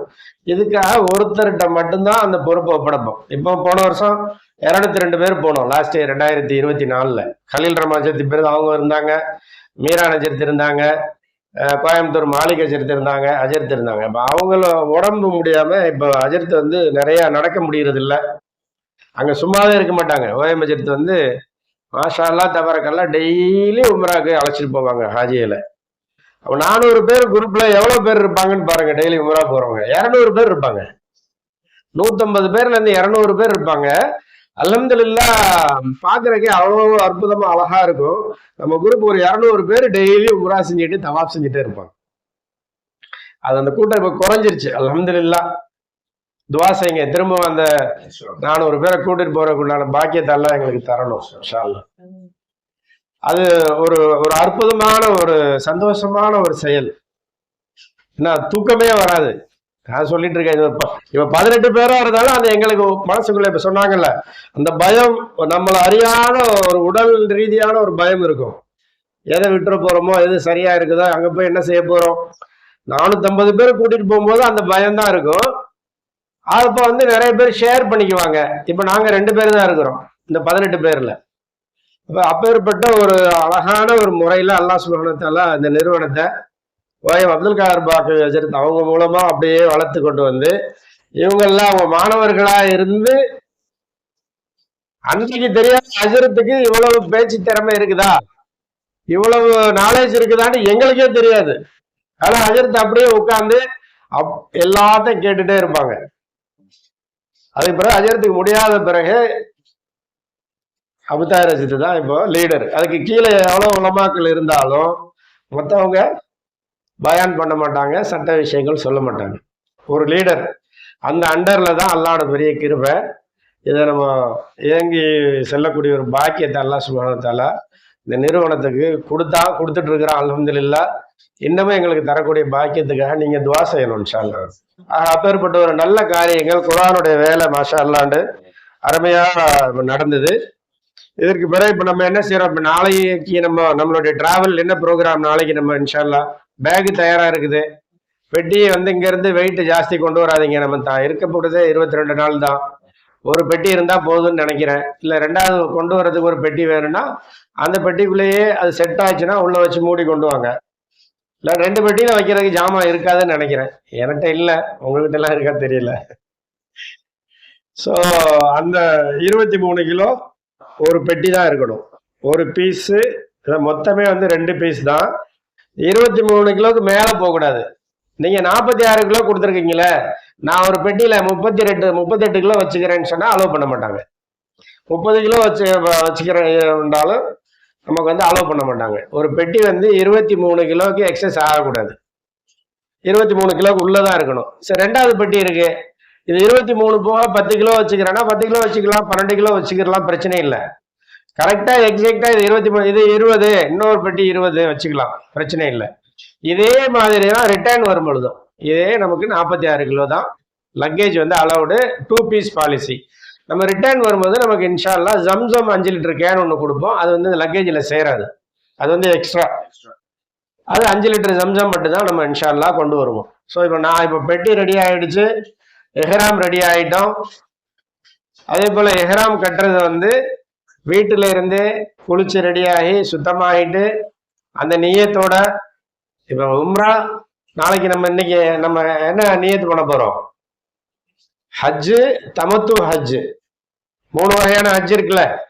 கிரான் ஒரு ஹஜ் இருக்கு, இஃப்ராது ஒன்று இருக்கு, தமத்துன்னு ஒன்று இருக்கு. இந்த தமத்துங்கிறது வந்து மக்காவை போய் உம்ராவையும் செஞ்சுட்டு ஃப்ரீ ஆகிட்டு திருப்பி எஹ்ராம் கட்டிட்டு ஹஜ்ஜை பண்றது. இன்னொரு வகை கிரான் அப்படிங்கிறது ஒரே எஹ்ராமை களையவே மாட்டோம். எஹ்ராம்ல அப்படியே இருந்து அந்த எஹ்ராமை கண்டினியூ பண்ணி ஹஜ்ஜை செய்யறது. அதுக்கு நிறைய சட்டங்கள் இருக்கு, நான் ஷார்ட்டா சொல்லிடுறேன். இது என்ன காரணம் அப்படிங்கிறதுக்கு அந்த அந்த கிரான்கிற முறை, அது யார் உபயோகப்படுத்தினா, ஏன் உபயோகப்படுத்தினாங்க, அதுக்கு என்ன குர்பானியுடைய சட்டம் அப்படிங்கிற அதுக்கு நிறைய விளக்கம் இருக்கு. அது போக இன்னொன்று என்னன்னா இஃப்ராதுங்கிறவங்க மக்கா வாசிகள், அங்கேயே இருக்கிறவங்க. அவங்க என்ன செய்வாங்க, தவாஃபல் குது மட்டும் செஞ்சுட்டு எஹ்ராம் உடுத்திட்டு போய் காபத்துல தவாஃப் மட்டும் செஞ்சுட்டு நேராக மீனாவுக்கு போயிடுவோம். அவங்க இந்த வகையிலையும் சேர மாட்டாங்க, அந்த வகையிலையும் சேர மாட்டாங்க. மக்காவில் குடியிருக்கிறவங்களுக்கு இஃப்ராதுடைய ஹஜ். ஸோ 3 வகையான தருத்தீப்ல நம்ம ஹஜ்ஜுடைய முறைகள். இதுல நம்ம செய்யக்கூடியது ஹஜ்ஜை தமத்து தான் நம்ம செய்யறோம். அப்ப என்ன பண்ணுவோம், இது ஆட்டோமேட்டிக்கலி அந்த ஹஜ்லயே வந்துருது. நம்ம நினைக்க கூடாது உம்ரா தான் செய்யறோம்னு, ஹஜ்ஜுக்குள்ள இது வந்துருது இல்லையா. அந்த உம்ரா அப்படிங்கிறது ஹஜ்ஜுடைய அமலோட சேர்ந்தமா, அதாவது உம்ராவையும் செஞ்சு ஹஜ்ஜையும் செய்யறது. அப்ப நம்மளோட நியத்து ஹஜ்ஜுக்காக நம்ம நியத் பண்ணியிருக்கிறோம். இன்ஷா அல்லாஹ் அங்க போயிட்டு ஹெராம் கட்டும்போது அந்த நியத்தை என்ன பண்ணுவோம், மக்கால இருக்கும்போது அல்லாஹும்ம இன்னி உரீதுல் ஹஜ்ஜ அப்படிங்கிறது, அல்லாஹ் நான் ஹஜ்ஜுக்காக நான் நியத்து செஞ்சு ஹெராம் செய்யறேன்னு சொல்லிட்டு அங்க நம்ம பண்ணுவோம். இருந்தாலும் நம்மளுடைய மனநிலை இங்க இருந்து நம்ம ஹஜ்ஜுக்கு தான் போறோம். ஆனா நியத்து பண்ணும்போது என்ன பண்ணுவோம், உம்ரா, அல்லாஹும்ம இன்னி உரீதுல் உம்ரத்தை எஸ்ஸிர்ஹாலி எத்தகப்பல்ஹா மின்னி. நீங்க உருதுலையும் சொல்லிக்கலாம், தமிழ்ல சொல்லிக்கலாம், அரபியில சொல்லிக்கலாம். உங்களுக்கு அந்த கிதாபு கொடுத்துருக்குறோம், அதுல நியத்து அரபியில இருக்கு, தமிழ்ல இருக்கு. அதை கூட நீங்க வாசிச்சு நியத்து பண்ணிக்கலாம். அல்ஹம்துலில்லாஹ். அஜத்து சொல்லித்தாங்கன்னா தர்த்தீப் வேண்டான்னு சொல்லிட்டோம், பண்ணியாச்சு. ஹெராம் வீட்டிலே கட்டிட்டோம், நியத் பண்ணிட்டோம், தல்பியா சொல்லிட்டோம். தல்பியாவோட தான் நம்ம என்ன செய்யறோம், ஏர்போர்ட்டுக்கு அல்ஹம்துலில்லாஹ் வந்துடுறோம். ஏர்போர்ட் போன பிறகு இன்ஷால்லா நாங்கள்லாம் நம்ம எல்லாம் கூட இருப்போம். போயிட்டு ஒரு என்ன கவுண்டர் கொடுக்குறாங்களோ குவைத் ஏர்வேஸில் போகிறோம். இன்ஷால்லா போயிட்டு செக்இன் பண்ணிட்டு அல்ஹம்துலில்லாஹ் ஃப்ளைட்டுக்கு போயிடுவோம். செக்இனுக்கு அடுத்தப்புறம் நமக்கு என்ன வேலை, ஏர்போர்ட்டில் அடிக்கடி போனவங்களுக்கு ஒன்றும் சொல்ல வேண்டியதில்லை. அடுத்து ஸ்கேனிங் பண்ணுவோம் நம்ம லக்கேஜ் எல்லாம். ஷோல்டர் பேக்கில் கையில் ஹேண்ட் லக்கேஜில் வச்சுருக்கக்கூடிய பொருட்களில் ஷார்ப்பான ஐட்டம்ஸு, கத்திரி, நெகவட்டி, ஏதாலும் பழம் அது இது வெட்டி சாப்பிட்றக்கா சின்ன கத்தி வச்சுருப்போம். அந்த மாதிரி பொருட்கள்லாம் வந்து ஹேண்ட் லக்கேஜில் வச்சுக்கக்கூடாது. ஹேண்ட் லக்கேஜ் வந்து சிம்பிளாக வச்சுக்கிறோங்க. ஏன்னா நம்ம பெரிய பெட்டி எடுத்து போகிறோம், அதுலேயும் எல்லாத்தையும் போட்டுட்டு சிம்பிளாக மருந்து, மாத்திரை, அவசரமான தேவை, சின்ன ஒரு துண்டு, இந்த மாதிரி ஒரு நாப்கின், முகம் துடைக்கிறதுக்கு கொள்றதுக்கு, இந்த மாதிரி சின்ன ஒரு சிம்பிளாக வெயிட்டே இல்லாத பொருளை கையில் வச்சுக்கணும். நம்ம ரொம்ப நேரம் நம்ம ட்ராவலில் இருக்கிறதுனால நிறைய லக்கேஜில் கையில் எடுத்துக்க வேணும். லேடிஸுங்க வந்து என்ன பண்ணுவாங்க, குறையா சொல்லலை, தப்பாக நினச்சிக்காதீங்க. இங்கே ஒரு பேக் போடுவாங்க, இங்கே ஒரு பேக் போடுவாங்க, மூணாவது ஒரு பேக் வச்சுக்குவாங்க. இது ஊர்லேயே பழகிடுது. கேட்டால் இல்லைங்க வீட்டுக்காரங்க உள்ள பேக்குன்னு. இப்போ வீட்டுக்காரங்களாம் என்ன செய்யணும், வீட்டுக்கார அம்மாக்கெல்லாம் நீங்கள் கொஞ்சம் லீவு விட்டுறணும். அங்கேயும் போய் உன்னை நம்பிதான் வந்தேன், பேஸ்ட் எடுத்துக்கூட, ப்ரஷ் எடுத்துக்கூட, ட்ரெஸ் எடுத்துக்கூடன்னு கேட்கக்கூடாது.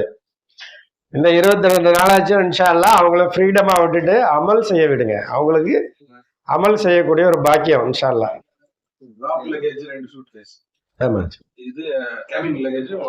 அது எப்பவும் போல ஒண்ணுதான், ஒரு சிங்கிள் பீஸ் 7 கிலோ 7 கிலோ.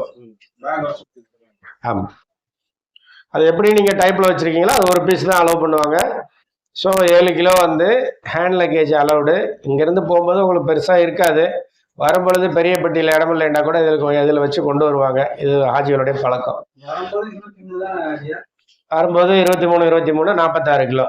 நான் சொல்லி முடிச்சிடுறேன், ஏதாவது சந்தேகம் இருந்தால் அப்புறம் கேளுங்க, ஞாபகம் வச்சுட்டு, இல்லாட்டி நோட் பண்ணிக்கிறேங்க. இப்போ நம்ம போயிட்டு அங்கே என்ன செய்கிறோம், கையில் இருக்கிற பொருளெல்லாம் ஸ்கேனரில் போட்டுட்டு ஸ்கேன் பண்ணி முடிச்ச அப்புறம் நம்ம பெட்டியை எடுத்துக்குவோம். எடுத்துகிட்டு போய் போர்டிங் பாஸ் இங்கேயே வாங்கியிருப்போம்.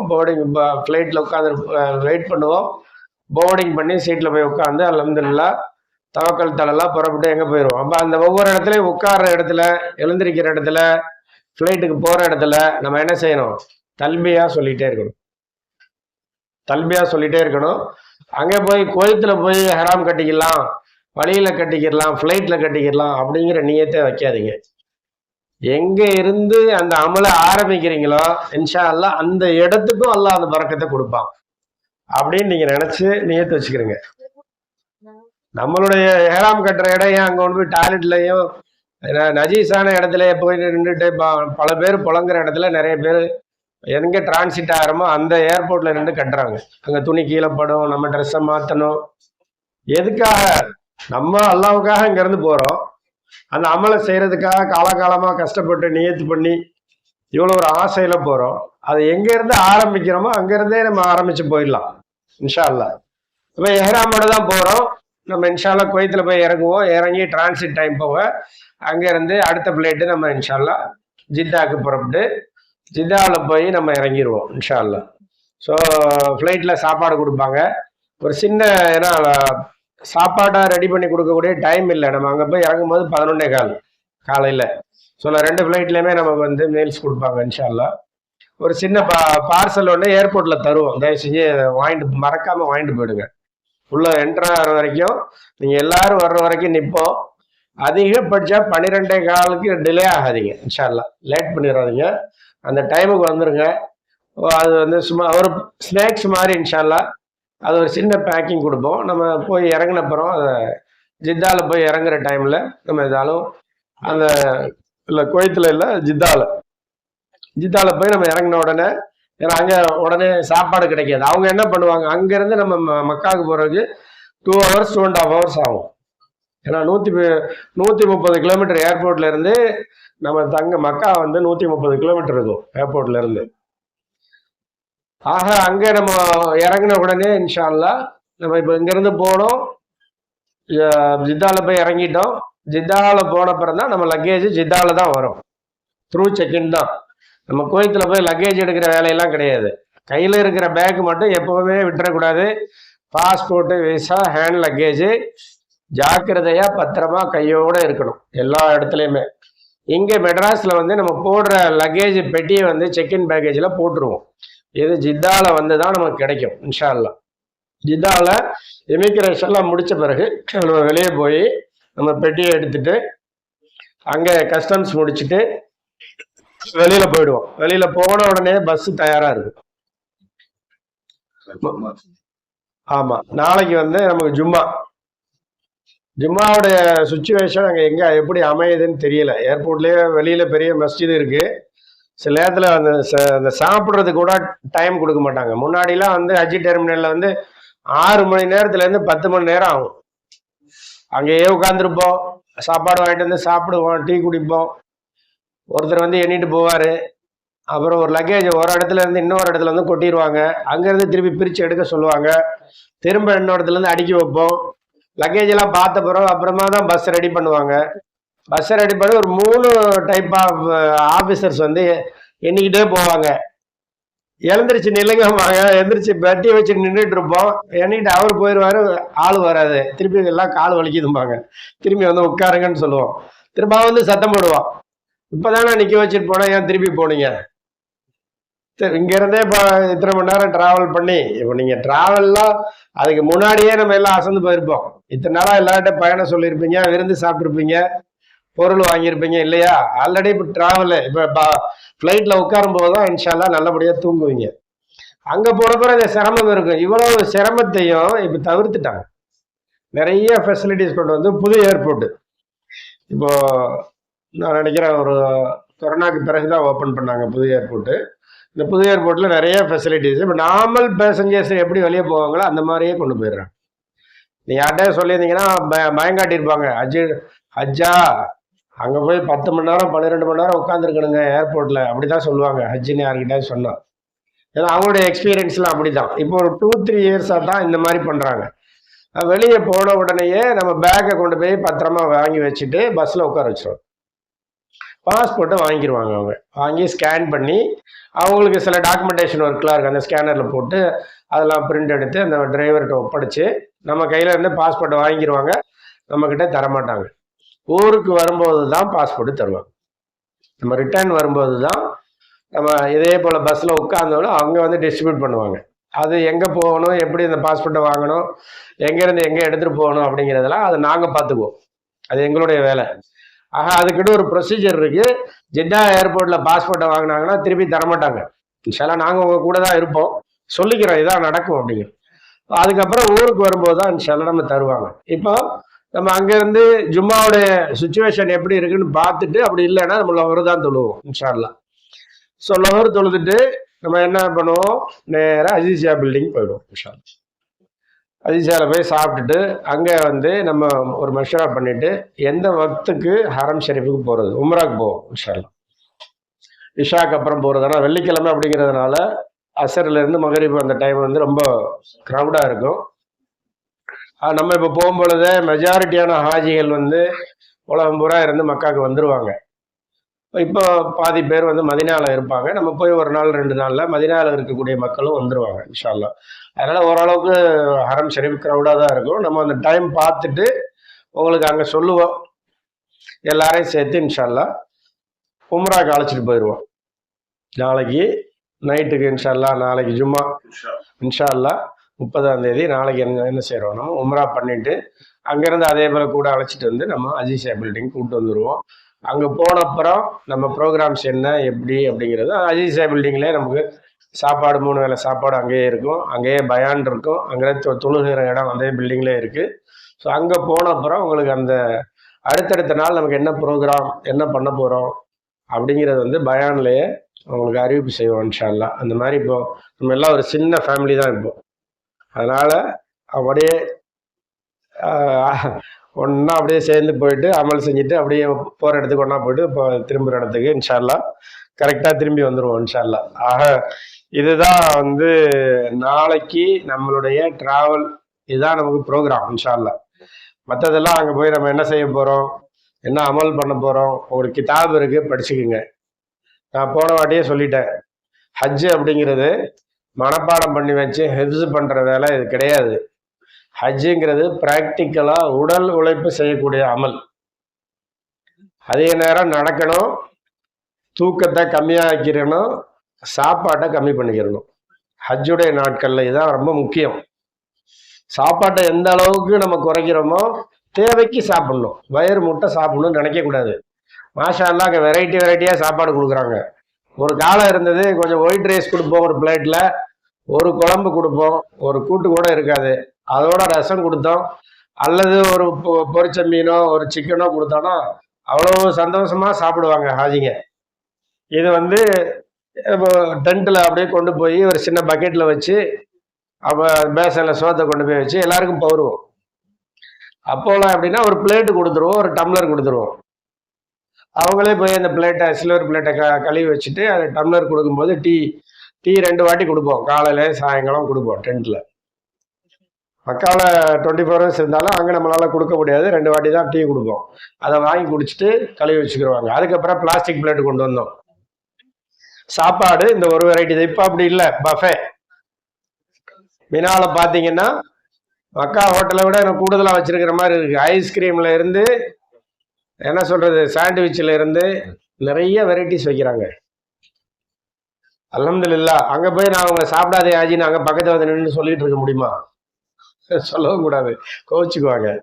நம்மளை மாதிரி எல்லாருமே சாப்பிடுவாங்க, பஃபே இருக்கும் அல்ஹம்துலில்லாஹ். அது மாதிரி காசு நிறைய வாங்குறாங்க, வசதிகள் நிறைய செஞ்சு கொடுக்குறாங்க, சாப்பாடும் அதே போல் நிறைய வெரைட்டிஸ் வைக்கிறாங்க. மினாவிலையும் சரி அரப்பாவிலையும் சரி நமக்கு அல்ஹம்துலில்லாஹ் அந்த பஃபே ஸ்டைலில் நம்ம அதை தானே சூஸ் பண்ணியிருக்கிறோம். இன்னும் காசு கம்மினா ஒரு பாக்கெட் மட்டும் கொடுப்பாங்க, ஸ்நாக்ஸ் மட்டும் கொடுப்பாங்க. மத்தியானம் மட்டும் ஒரு தால், ஒரு ரொட்டி, ஒரு ரைஸ் கொடுப்பாங்க, அவ்வளோதான். இது வந்து அந்த கேட்டகரி டி. இப்போ நம்ம எடுத்துருக்கிறது ஏ கேட்டகரி, இருக்கிறதுலையே ஹையஸ்ட் கேட்டகரி தான் இப்போ நம்ம எடுத்துருக்கிறோம். நமக்கு அலோகேட் பண்ணியிருக்காங்க. இதில் வந்து ஏபிசிடின்னு 4 கேட்டகரி இருக்கு. இந்த சிக்கு டிக்கு வந்து டென்ட்டில் வந்து ஏர் கண்டிஷன் இருக்காது, பஃபே சாப்பாடு இருக்காது. அதே போல் பஸ்ஸு வந்து இப்போ நம்ம எக்ஸ்ட்ரா பணம் கொடுத்து ஒரு ஆஜிக்கு வந்து 17,000 ரூபாய், 16,900 ரூபாய் கொடுத்து இது சீட் பை சீட்டுன்னு சொல்லுவாங்க. இது எல்லா ஹஜ்ஜி சரி, நான் மற்றவங்கள குறை சொல்கிறதுக்காக சொல்லலை, நம்மளுடைய ஃபெசிலிட்டிஸை உங்களுக்கு சொல்லித்தான் ஆகணும் கம்பேர் டு அதர்ஸ். ஏன்னா காசில் தான் நீங்கள் எல்லாம் கம்பேர் பண்ணி பார்ப்பீங்க. அங்கே போன பிறகு நம்ம என்ன சர்வீஸ் கொடுக்குறோமோ அதுதான் உங்களுக்கு தெரியும். இன்னொருத்தங்க என்ன சர்வீஸ் கொடுக்குறாங்க அது நம்ம வேலையும் இல்லை, ஆனால் உங்களுக்கு தெரியவும் செய்யாது, அதை பார்க்குறதுக்கு உங்களுக்கு நேரம் இருக்காது. ஸோ இது 4 வகையான கேட்டகரி இருக்கு. நம்ம எப்பவுமே அல்ஹம்துலில்லாஹ் அல்லாஹ்வோட பெரிய கிருபை அல்லமானது அப்படின்னா நாங்கள் சூஸ் பண்றது எல்லாமே ஹையஸ்ட் கேட்டகரி தான் சூஸ் பண்ணுவோம். இன்னைக்கு வரைக்கும் அல்லாஹ் எங்களை அப்படிதான் வச்சிருக்கிறோம். எங்களை சூஸ் பண்ற ஹாஜிகள் அந்த மாதிரி ஹாஜிங்க தான் எங்ககிட்ட வருவாங்க. எல்லாரும் கேட்பாங்க, இன்னும் உங்க ஹாஜி மட்டும் அப்படி புறக்கி அப்படி சூஸ் பண்ண ஹாஜி மாதிரி இருக்குது, புறக்கி எடுத்த மாதிரி வேற ஊருக்காரங்களா அப்படின்னு கேட்பாங்க. இல்லை இல்லை, அல்லாஹ் அப்படி எங்களுக்கு ஹாஜியில் அந்த மாதிரி புறக்கி எடுத்து கொடுக்குறான் அப்படின்னு சொல்லுவோம். நான் ஹோட்டலில் இருக்கிறவங்க மேனேஜர்ஸ் எல்லாம் ரிசப்ஷன் நிற்கிறவங்கலாம் பார்ப்பாங்க. அந்த மாதிரி தான் நம்மளுடைய இந்த சர்வீஸ் இருக்கும். இந்த வருஷம் பி தான் நம்ம புக் பண்ணியிருந்தோம். இந்த கேட்டகரி வந்து அவங்க வந்து ஏதான் சொன்ன ஆரம்பத்திலே சொல்லிட்டுனா இந்த வருஷம் கவர்மெண்ட் என்ன கொடுக்குதோ அதுதான் நம்ம எடுக்க முடியும். நம்மளுடைய கால்குலேஷன் வந்து பி கேட்டகரி தான். ஜோன் 2 இப்போ நம்ம தங்க போகிறது ஜோன் 5ல். ஜோன் 2க்கும் ஜோன் 5க்கும் 600 ரியால் டிஃப்ரென்ஸு. இது 1200 ரியாலு, அது 600 ரியாலு. அந்த 600 ரியால உங்களுக்கு வந்து இந்த 3000 சுவிட்ச் ரியாலில் குறைச்சிட்டேன். 2800 சம்திங் நினைக்கிறேன் டிஃப்ரென்ஸ் ஏ கேட்டகரிக்கும் பி கேட்டகரிக்கும். என்னுடைய கால்குலேஷன் வந்து பி கேட்டகரி. அப்போ பி கேட்டகரிக்கு ஏ கேட்டகரிக்கு உள்ள டிஃப்ரென்ஸ் அப்படியே வாங்கலை. ஆஜியார் நீங்கள் ஒரு வாட்டி ஃபோன் பண்ணீங்கன்னு நினைக்கிறேன், 3000 ரியால் கிட்ட வரும்னு சொன்னேன் உங்ககிட்ட. 3500 ரியால் டிஃப்ரென்ஸ் வரும். ஸோ அவங்க பேமெண்ட்லாம் கொடுத்தப்பறம் எங்களுக்கு கால்குலேஷன் நம்ம கம்பைன் கம்பெனிலேருந்து அனுப்பியிருந்தாங்க. ஸோ அந்த 600 ரியாலையும் அதில் குறைச்சிட்டு நம்ம 1460 ரியாலோ ஏதோ நம்ம வந்து அதை வாங்குறோம். ஏன்னா ஜோனுக்கு டிஃப்ரென்ஸ் குறைஞ்சிருச்சுல, அதை குறைச்சாச்சு. குறைச்சிட்டு ஏ கேட்டகரிக்கு என்ன டிஃப்ரென்ஸோ அந்த அமௌண்ட்டில் இதை குறைச்சிட்டு தான் நம்ம வந்து இந்த 34,000 ரூபாய் வாங்கியிருக்கிறோம். அதுலேருந்து ₹1 கூட நம்ம வந்து எக்ஸ்ட்ரா வாங்கவே இல்லை. அந்த ஏ கேட்டகரி வந்து இன்னும் வசதியாக இருக்குன்னு சொல்கிறாங்க. இல்லை, ஜமானத்துக்கிட்ட இருக்காது. கேட்டகரி அப்படிங்கிறது உள்ளுக்குள்ள இருக்கிற ஃபெசிலிட்டிஸ். ஜோன் அப்படிங்கிறது வந்து தூரம், டிஸ்டன்ஸ். இப்போ நம்ம ஜோன் 5ல் இருக்கிறோம், தூரத்தில் தான் இருக்கிறோம். நம்ம already book பண்ணியிருந்தது zone 2.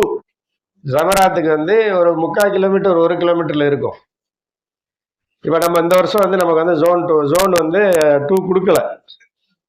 B category கேட்டதும் பியும் கொடுக்கலாம். இப்போ என்னன்னா அந்த 10,000 பேருக்கு என்ன கொடுப்போமோ அதை வாங்கிக்கிறீங்கன்னு சொன்ன கதை தானே. இப்போ என்ன கிடைக்குதோ அதை அல்ஹம்துலில்லாஹ் எல்லாரும் பொருந்திக்கிட்டோம். எல்லாருக்குமே அந்த மாதிரி கேட்டகரைஸ் பண்ணி தான் கொடுத்துருக்குறாங்க. ஒரு சில பேர் வந்து அந்த ஏ எடுக்காம டி எடுத்தவங்க இருக்காங்க. அவங்க சார்ஜ் பண்ணியிருக்க மாட்டாங்க, அல்லது டிஏ தான் அவங்க.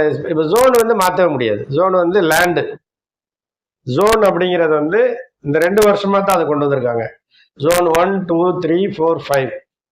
இது வந்து சைத்தானை கல்லடிக்கிற இடத்துல இருந்து ஃபர்ஸ்ட்ல இருக்கிறது 1, 2, 3, 4 இப்படியே போகும், கடைசிக்கு போயிடும் 5.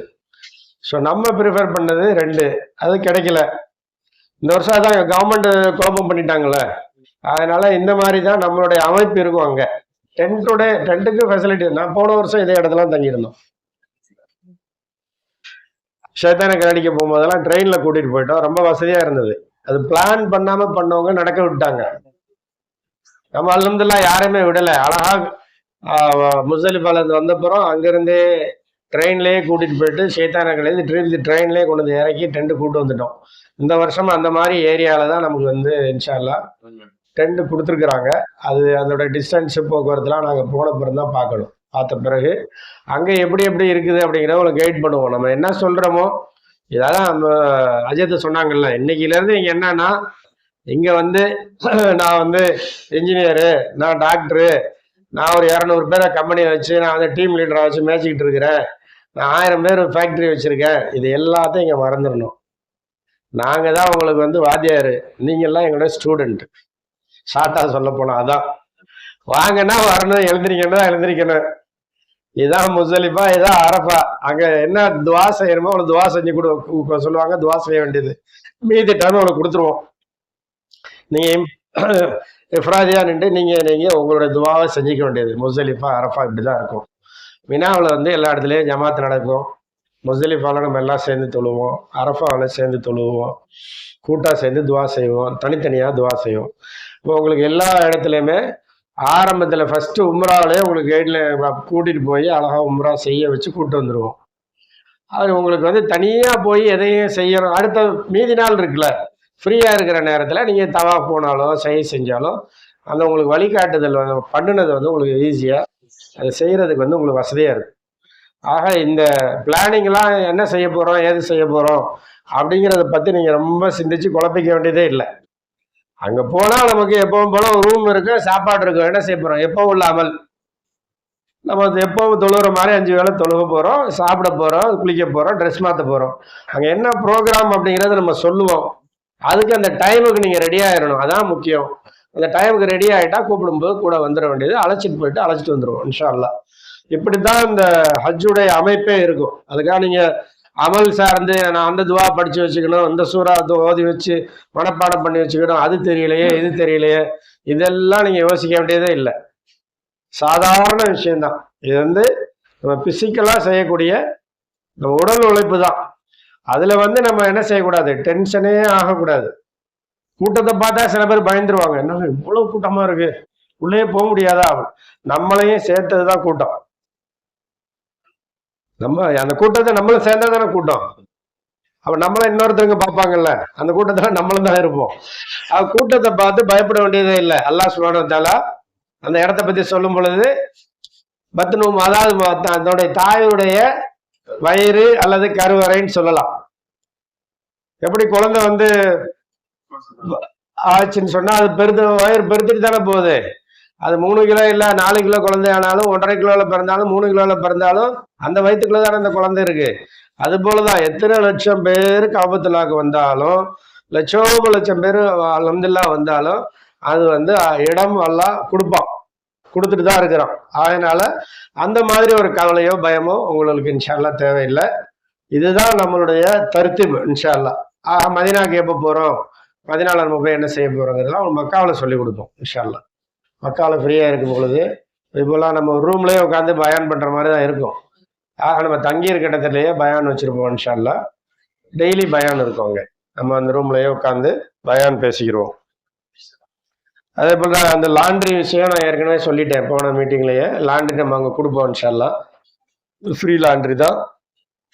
அது வந்து என்ன சொல்கிறது, பெரிய அளவுக்கு எதிர்பார்க்க கூடாது நீங்க லாண்டரியில. நான் கழுவுன மாதிரி இல்லை, எங்க ஊர்ல பண்ண மாதிரி இல்லை, நான் துவைச்ச மாதிரி இல்லை. சில நேரத்துல கலர் கூட மாறி வந்துடும். மஞ்சள் கலர் சட்டையை வெள்ளை கலர் ஆக்கி கொண்டு வந்துருவாங்க. மிக்ஸ் பண்ணிட்டு கலர் சேஞ்ச் ஆகி கூட சில நேரத்துல வரும். என்னமா சொல்றது, அந்த நாம்க வாஸ்தே பண்ற கதை தான். அவங்களுக்கு நம்மள மாதிரி நிறைய பேருக்கு வேலை செய்யறாங்க, இதை செஞ்சு கொடுக்குறாங்களே. நாங்கள் ஆரம்ப காலத்துல எல்லாம் வந்து லாண்ட்ரிலாம் கொடுக்கல. இப்போ ஒரு 10-12 வருஷமா கொடுக்குறோம். இதுக்கு முன்னாடி லாண்ட்ரி சர்வீஸ்லாம் கிடையாது. அந்த மாதிரி யாரும் எங்களுக்கு அந்த ஃபெசிலிட்டி செஞ்சு கொடுக்கக்கூடிய ஆளும் கிடைக்கல. நான் ஹோட்டலில் போட்டோம் அப்படின்னு சொன்னால் ஒரு ஷர்ட்டு வந்து காசு கொடுத்து வாங்கிடலாம். ஒரு சட்டையுடைய காஸ்ட் வந்து லாண்ட்ரியில் போட்டால் 2 வாட்டி லாண்ட்ரியில் போட்டால் புது சட்டை வாங்கிடலாம். நார்மலாக ஒரு ஷர்ட் வந்து லாண்ட்ரி அயனிங்கு வாஷிங் போட்டோன்னா 12 ரியால் வரும். 12லேருந்து 15 ரியால் வரும். 2 வாட்டி போட்டால் 30 ரியால். 30 ரியாலுக்கு ஒரு ஷர்ட் வாங்கிடலாம். ஆக அப்போலாம் வந்து நம்மளே அதிகமாக கொண்டு வருவாங்க, ரூம்லயே கொஞ்சம் ஹேங்கரில் போட்டு காய வச்சுக்குவாங்க. அந்த மாதிரி தான் ஒரு காலம் இருந்தது. இப்போ அல்ஹம்துலில்லாஹ் ஒவ்வொரு ஃபெசிலிட்டிஸும் வர வர வர எல்லாமே நம்ம வந்து அதை வந்து அரேஞ்ச் பண்ணி கொடுக்குறோம். ஆனால் அப்படி தான் இருக்கும் லாண்ட்ரி வந்து. இன்ஷா அல்லாஹ் ஒவ்வொரு இடத்துலையும் மஜீசியாவில் போயிருக்கும் போது லாண்ட்ரி கொடுப்போம், மக்காவுக்கு போன பிறகு கொடுப்போம், மதீனாவுக்கு போன பிறகு கொடுப்போம் இன்ஷா அல்லாஹ். அதே போல் மொபைல் நான் அன்னைக்கே சொன்னேன், இங்கே வந்து இந்தியா நம்பர்லேயே நீங்கள் வந்து இந்த டாப்அப் பண்ணிக்கலாம். இன்டர்நேஷ்னல் ரோமிங்கு அது ஒரு மாதத்துக்கே வந்து நான் நினைக்கிறேன் 4000 ரூபாய்க்குள்ளே தான் வருது ஏர்டெல்லாம். நீங்கள் நார்மலாக வச்சுருக்கக்கூடிய மொபைலை ஆன் பண்ணிங்கன்னா பெர் டே 499 ரூபா போயிடும். ஆன் பண்ணாலே போயிடும். அங்கே போய் இப்போ என்ன, முதல்ல நீங்கள் ரோமிங் செலக்ட் பண்ணால் தான் போகும். இப்போ எப்படி வச்சுட்டான்னா, நீங்கள் போய் இன்டர்நேஷ்னல் ரோமிங் நமக்கு ஆல்ரெடி வச்சுருப்போம்ல, போஸ்ட்பெய்டு வச்சுருக்கிறவங்களுக்குலாம் வந்து அங்கே போய் நம்ம மொபைலில் சிம் கார்டை ஆன் பண்ணாலே மெசேஜ் வரும், நீங்கள் வந்து இந்த ரோமிங்கில் இருக்கிறீங்க, உங்களுக்கு வந்து நீங்கள் 499 ரூபா கட் ஆகிடுச்சு அப்படின்னு சொல்லிட்டு. ஸோ அது பெரிய காசு வேஸ்ட்டாக போயிடும். அப்போ அந்த மாதிரி ஒரு பேக் போட்டுக்கிறேங்க.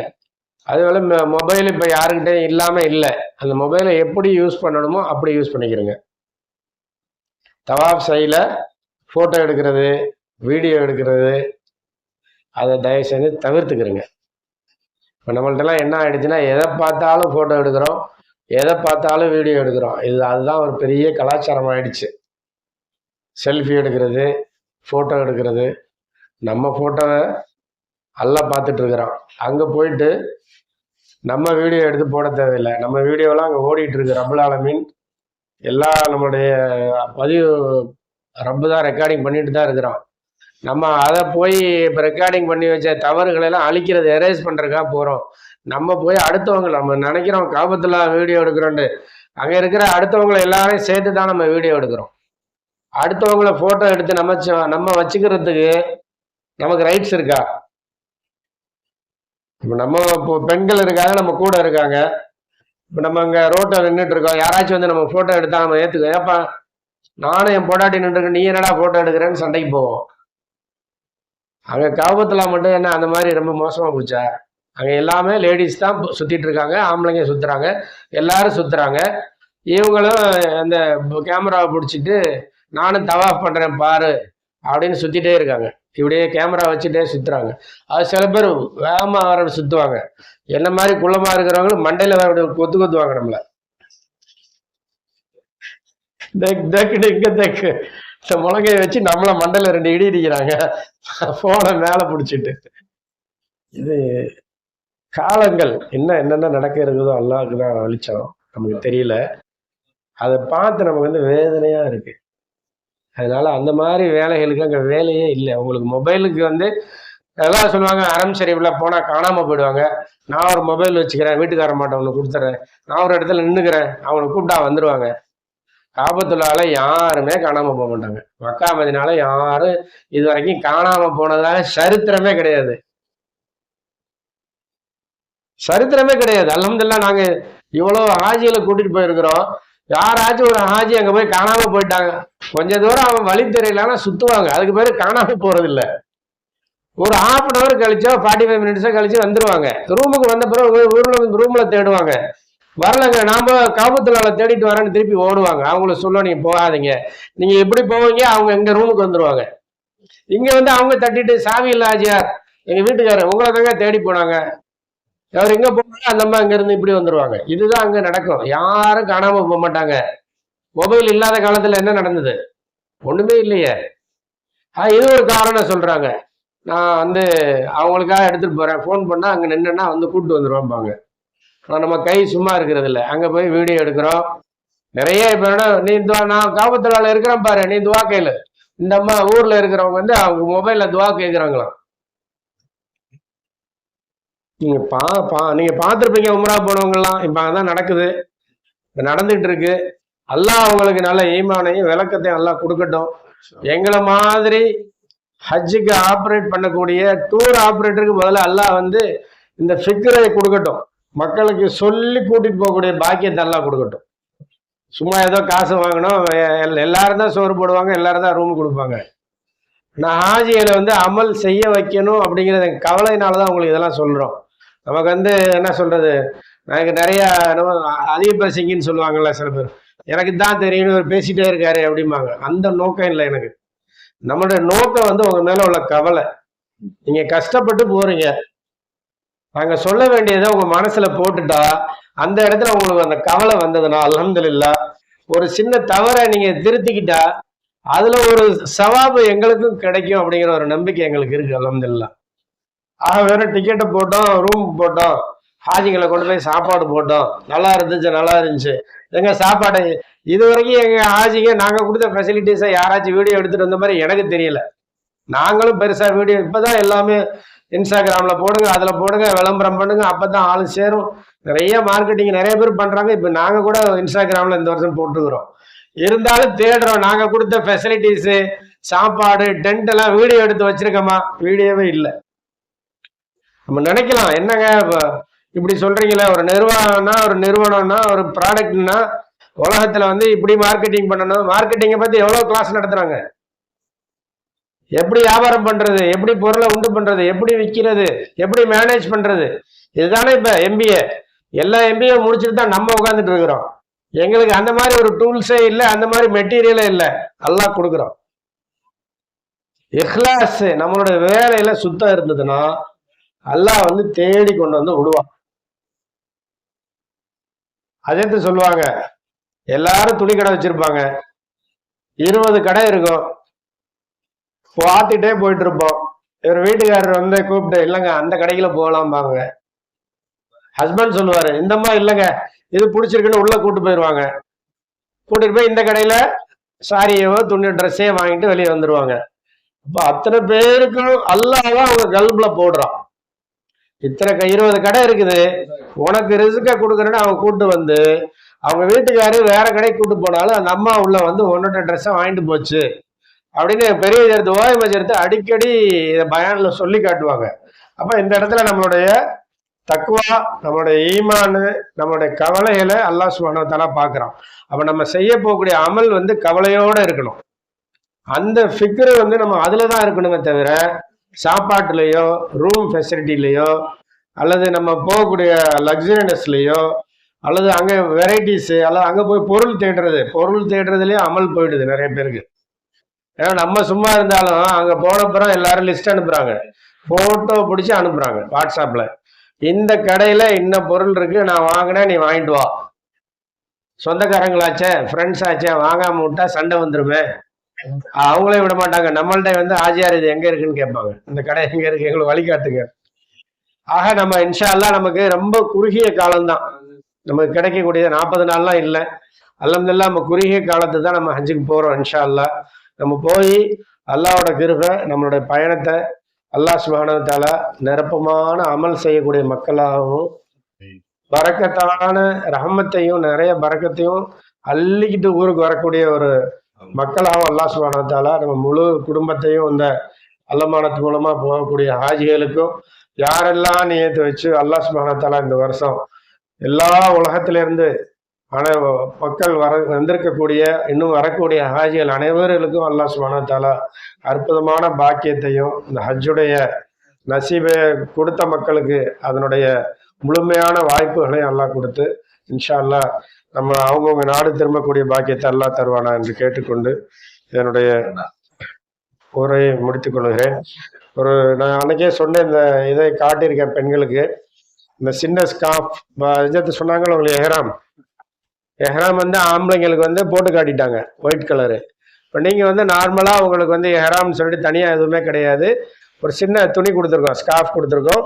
அதை நீங்கள் எதோட கட்டிக்கிட்டு அந்த நீயத்தை வைக்கும் பொழுது நம்ம என்ன செய்கிறோம், அது ஒரு அடையாளம். நம்ம எஹ்ராம் நீயத்தில் இருக்கிறோம். அப்போ அந்த ஸ்கார்ஃபை வந்து நம்ம கட்டின பிறகு புர்காவோட நீங்கள் எப்படி இருப்பீங்க, அதுதான் உங்களுடைய எஹ்ராம். நம்ம நீயத்து நம்ம உம்ராலாம் முடித்தோம், அவங்க ஹஜ்ஜுக்கு பிறகு முடிச்சு நம்ம எஹ்ராம் நம்ம ஆரம்பத்திலே ஒரு சின்ன ப்ராக்டிஸ் மாதிரி தானே உம்ரா. அதுக்கப்புறம் ஹஜ்ஜு செய்வோம். ஸோ உம்ரா முடித்த பிறகு ஜென்ட்ஸ் எப்படி மொட்டை போடுவாங்களோ லேடிஸ் என்ன பண்ணுவோம், ரூமுக்கு வந்தப்புறம் இந்த ஒரு விரலில் சுற்றுற அளவுக்கு, இந்த ஒரு விரலில் இப்படி சுற்றினா எவ்வளோ நீளம் முடி வருமோ அந்த முடியை நம்ம கத்தரிச்சுக்கிடுவோம். அதை கத்தரிச்சுட்டா அந்த எஹ்ராம் மட்டும் வெளியே வந்துட்டோம். இட் மீன்ஸ் வந்து நீங்கள் எஹ்ராம் நியத் பண்ணி அந்த துணியை கட்டியிருந்தீங்கன்னா அந்த துணியை அவுத்துருவோம், அவ்வளோதான். இதுதான் அந்த உங்களுடைய நியத்து. தனிப்பட்ட ட்ரெஸ்ஸு கிடையாது. ஏர்போர்ட்டுக்கு வரும்போதே இந்த மக்கனா வந்து அவசியம் போட்டுட்டு வாங்க. நம்மளுடைய குரூப்புடைய ஐடென்டிஃபிகேஷனுக்காக நம்ம கொடுப்போம். ஒவ்வொரு இடத்துலையும் ட்ராவல் பண்ணும் பொழுது, மினா முஸ்தலிஃபா அரஃபாவில் இருக்கும் பொழுது இந்த துணி வந்து நமக்கு இன்ஷா அல்லாஹ் யூஸாக இருக்கும். அவசியம் நாளைக்கு ஏர்போர்ட்டுக்கு இன்னைக்கு நைட்டு இன்ஷா அல்லாஹ் அவசியம் போட்டுட்டு வாங்க. வேற எதுவும் சொல்ல வேண்டியது?